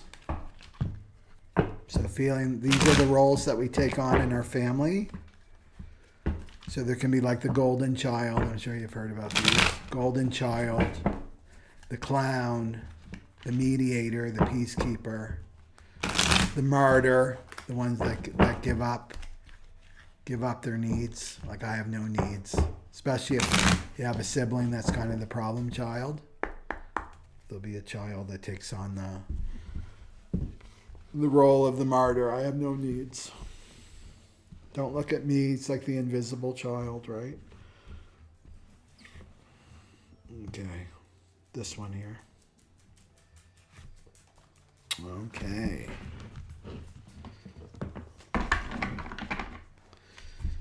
Okay. Okay. So you got the childhood roles that I talked about. So this is what you believe the ego is telling you. That you've got to play this role, these roles. Because these roles follow us into adulthood.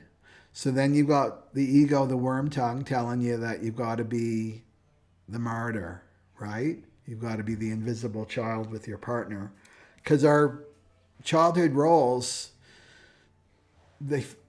unless we see them and feel them and heal them, they follow us into our partnership. Because that's all we know. That's our blueprint. Well, this is how I relate to partners.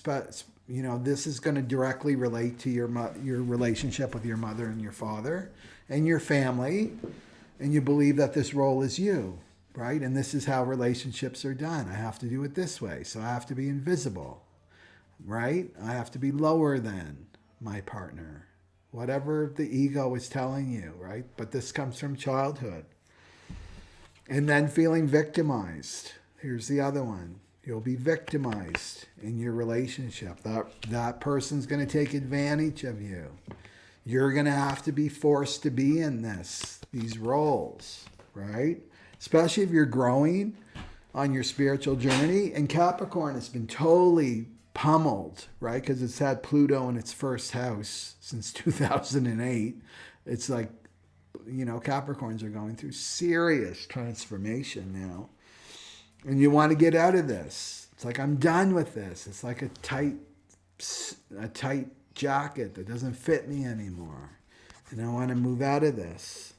And then you got the ego, because you're not trusting your magnetism, because everything shifts. Like, that's how you change reality. That's how you change who you attract into your life. You shift your frequency, right? So you're like, I'm ready to let this old suit go. Like this role that I've been in forever in all my relationships, feeling victimized in my role, in my relationships, right? Being betrayed, being exploited, taken advantage of. And then you've got the ego in there with the new person, because you shift it, right? Your frequency shift it, and they're like, no, you're gonna end up getting victimized again, right? You're gonna end up being in this role again. Like, just forget it. Don't even try, you know? Just blow that person off, right? That's the ego. That's totally the ego, and it's bringing the past into the present. That's the past. Right? This is what we have to let go of for the Aquarian age. We can't bring the past into the present. We can't transpose the past onto the present. This is like totally new. So this is about you trusting your frequency. It's about trusting your frequency. And you know if your frequency is shifted or not. You're going to feel it. You just feel different. You know, you wake up one day, I just feel different. I feel like I'm handling things so much differently. I'm more mature. I'm growing up. So it's about trusting your frequency, that you're not going to fall into these old roles again, because these are frequency, right? And then look at this, deafness, which I've been talking about forever. And this is the self node, the nodal karmic axis we're in, Capricorn. This is about letting go of listening to him. Stop listening to him. This is about becoming deaf to the ego and listening to your, right? To your higher self, listening to your intuition. That's what this is saying to do, right? And it's very simple. It's the 23. North node, simple. That's simplicity, right? It can be simple as that. The shadow here is complexity, and that's in the mind. It's making it all complex, and that's worm tongue. Well, what if this happened? Well, what if that happened? Well, this could happen, and that could happen. And then what are you? You're paralyzed. You're not taking any action, and you can't listen to your intuition because you're deaf to your intuition, because you're listening to this. Ego takes up a lot of space in your head. Right? Ego can take up a lot of space. He's like a lawyer. You know how lawyers are? They can talk the good talk. You know? That's this energy, the devil energy, right? The shadow frequency. Anything that's complex, like so complex, you know it's filled with lies, right? You have to get to the quintessence. That's what this 23 is about. You got to get to the essence. Right? What's the essence of this? What's the essence? The essence. And it's very simple. It's very elegant. Right? And this gives you insight. This is the 43. The gift of the 43 is insight. That's insight and breakthrough. Having a breakthrough. Right? And this is simplicity. Moving from complexity to simplicity. And that's where we're meant to go right now. So this to me is like you're listening to this. You're listening to worm tongue, right? About other people. You're believing what worm tongue's telling you about other people. And it's all lies, right? Worm tongue does not want truth reaching you. It doesn't want good people reaching you, right? It wants these karmic relationships, because you know this, right? Better the devil you know than the one you don't. But really you want this. You want the lovers, right? This is the relationship that's ordained by the divine. That's what you really want, right? But worm tongue's never going to point you to the lovers. He's always going to point you to the devil energy, the shadow energy. They keep you out of your power. And look at the tarot. This is the Queen of Swords. The Queen of Swords. And the Queen of Swords, nobody messes with the Queen of Swords. This is the energy you have to bring out for worm tongue and this devil energy, right? This is simplicity. This is totally simplicity. This is what's true, right? She's got the sword of truth, cuts away all the lies and the BS and gets to the truth and communicates directly, right? That's the Queen of Swords. She communicates directly. She doesn't suffer fools. She does not suffer fools. The Queen of Swords. Right? So it's that discernment. No, this is the past. No, these are childhood roles. They're gone. Right? No, this is victim consciousness. And you just cut it all away till you get to the essence, right? You get to the essence of it. And it's around your partnership. I feel like you're listening to that ego. You're getting two in your head. That's what I see here. Okay, Capricorn, let's see what the gift is for you. Capricorn rising, sun or moon.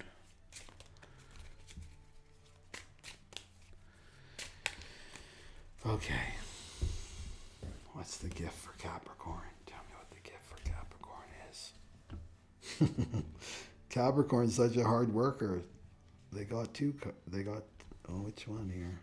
Which one? This one. Is it this one? Oh. Yeah. Capricorn's such a hard worker. She got 3 cards. 3 ego cards. Yeah. The greater you are, right? The greater you are in spirit and soul, it's the more work you have, right? But it's good work. It's spiritual work. So this is completion.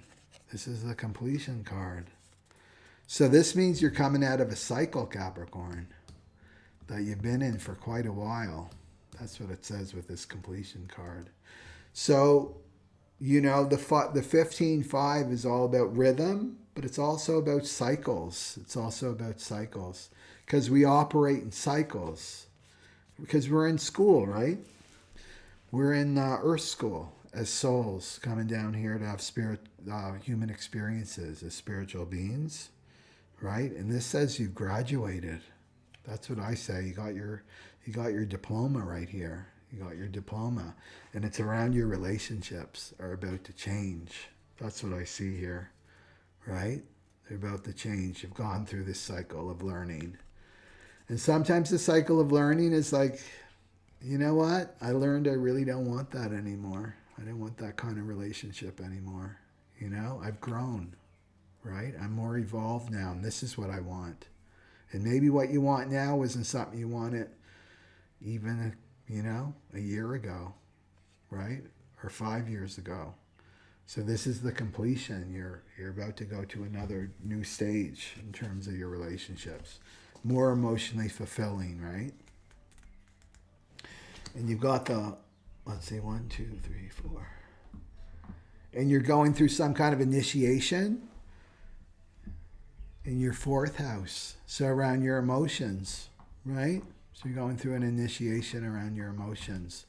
So you can trust your emotions, Capricorn, right? That 5125 is getting you to your higher self. This is the place of self-love. It's about really loving yourself and valuing yourself now, right? And I would go to mother issues, right? If you want to work through where these roles come, right? Where these childhood roles come. Where this shadow of deafness comes from and the victim comes from. It's like to let go of any issues you have with your mother, and that's forgiveness, right? That's the only way through. It's to forgive your mother. Yeah. And it's time to move on, get that sort of truth out. Start swinging it. Swinging it at the people, too, that need to hear this, right? Need to hear the truth from you now. Yeah, but you got to speak the truth to yourself first. So that's good news for the Capricorns out there. Okay, so let's finish it off with, no, not Sagittarius, Aquarius. The Aquarians.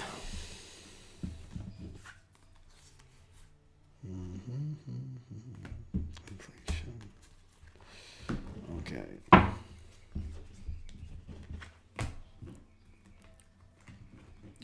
So for Aquarius, it should be the 6th house, right? 1, 2, 3, 4, 5, 6. It's the 6th house. So this is your day-to-day grind, right? What you do every day. So there could be dullness. There could be dullness around your work, around your health. You may have to strengthen your aura. That's what I see. Do some new health routines for yourself, Aquarius, because your aura may be weak, right? When your aura is weak, then you attract illness in, right? You'll attract disease in. Yeah. Resting more. I know an Aquarius here, and he needs to rest. Works way too much. But it catches up with you, right? You got to pay the piper. And that's what I find now with the energy. Sometimes the energy, like I can't, my mind has, like I have all these ideas that I want to implement and start working. But sometimes the energy just is not there. And it's getting more extreme for me. When the energy's not there, it's not there. It's like, and I've learned not to fight the river, you know? But you got to trust the rhythm, this 15-5. The rhythm is when the energy's there, it's there. It's life is the ebb and flow. So when the energy's not there, it's for something else. It's for resting or slowing down, taking it easy, right? Relaxing. And then when the energy's up, then it's for something else. So it's about trusting the ebb and flow. But Aquarians may be feeling it in the health department. Okay, what's the ego for Aquarius? Oh, victim. They got the victim too. So the Aquarius are feeling victimized by their work, by what they have to do. Maybe they're feeling duty and responsibility, where their work is becoming dull and repetitive. Ordinary, it's not inspiring them anymore. Remember, Aquarius is all about future. They're all about the future. They're the innovators. They're the rebels. So you don't want to be feeling that, Aquarius. You may need some revamping.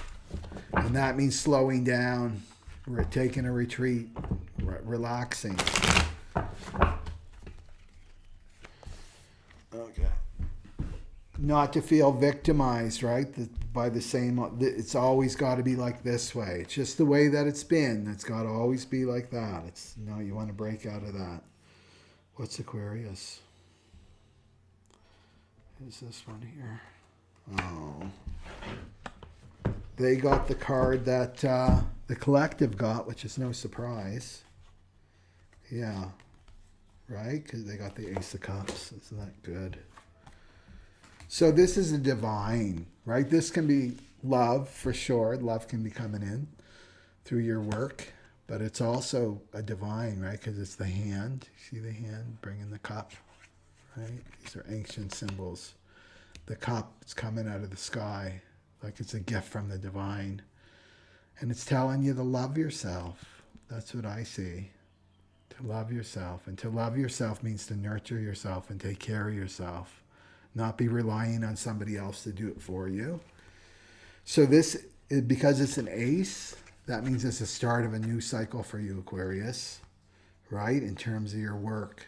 Maybe you got to cut down. Maybe you're working way too much, too many days.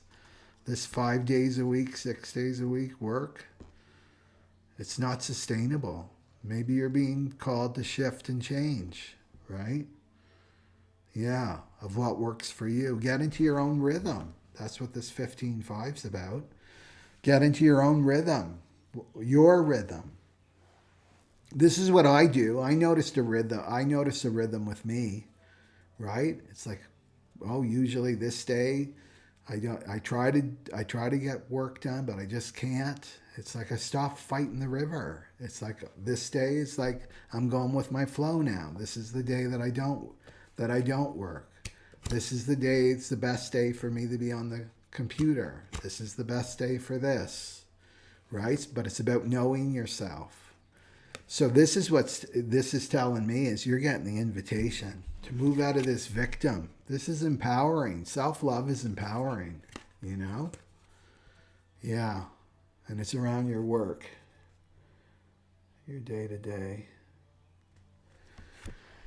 Okay, and to trust your magnetism, right? If you're worried about resources, how I'm going to make money, and that this is going to raise your magnetism. It's going to raise your frequency. Love can only do that, right? Is raise your frequency so that you can magnetize what you need. That you're not a victim, right? Don't listen to the ego telling you that you're the victim and you got to do it this way. Especially if you're in a job. You know, maybe you're getting inspiration to go out and start your own business. You know, now to start listening to that. The thing is, the divine loves us, right? The divine loves us more, sometimes more than we love ourselves, often more than we love ourselves. And the divine only wants the best for us, to trust that. We're not taught that.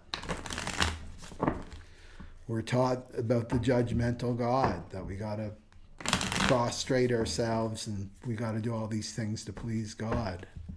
And right, it's just the ego's projection on the divine. It's not the true divine. Divine is love, like real love, unconditional love.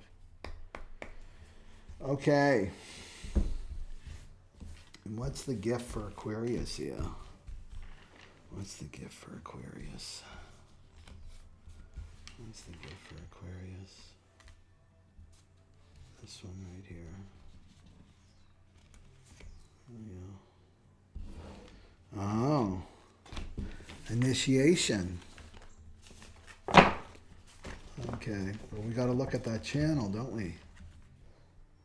Right there. 1, 2, 3.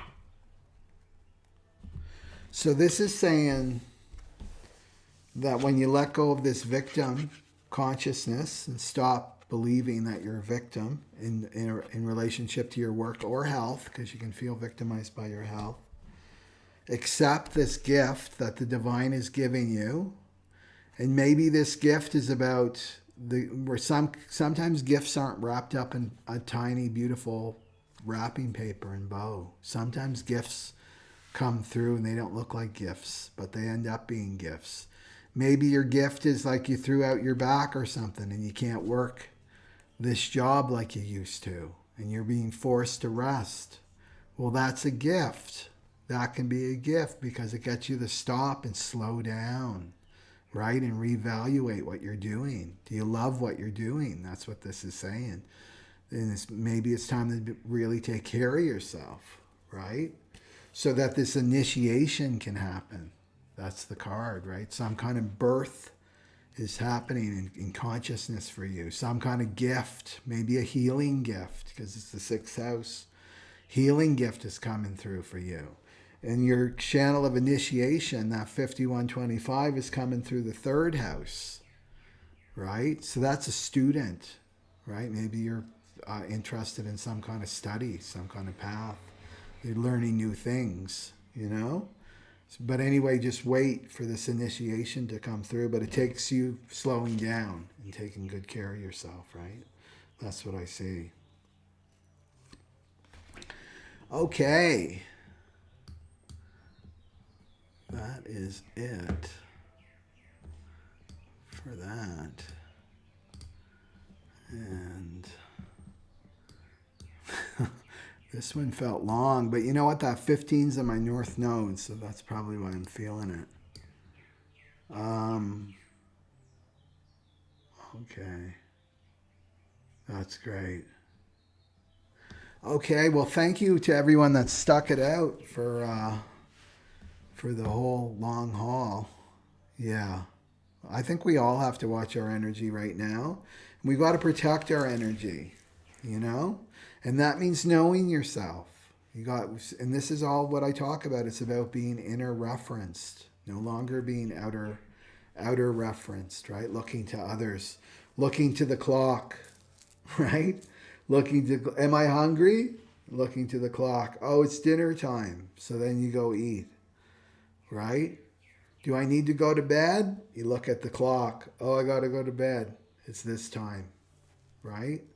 It's about knowing yourself, knowing your own rhythm. That's what this 15 is showing us, right? It's to really honor our own rhythm and to trust, right? If we obey our own rhythm and if we love ourselves, right? Like really love ourselves, not in a narcissistic way, but in a really nurturing way, and that comes from the soul, then we'll magnetize what we need, right?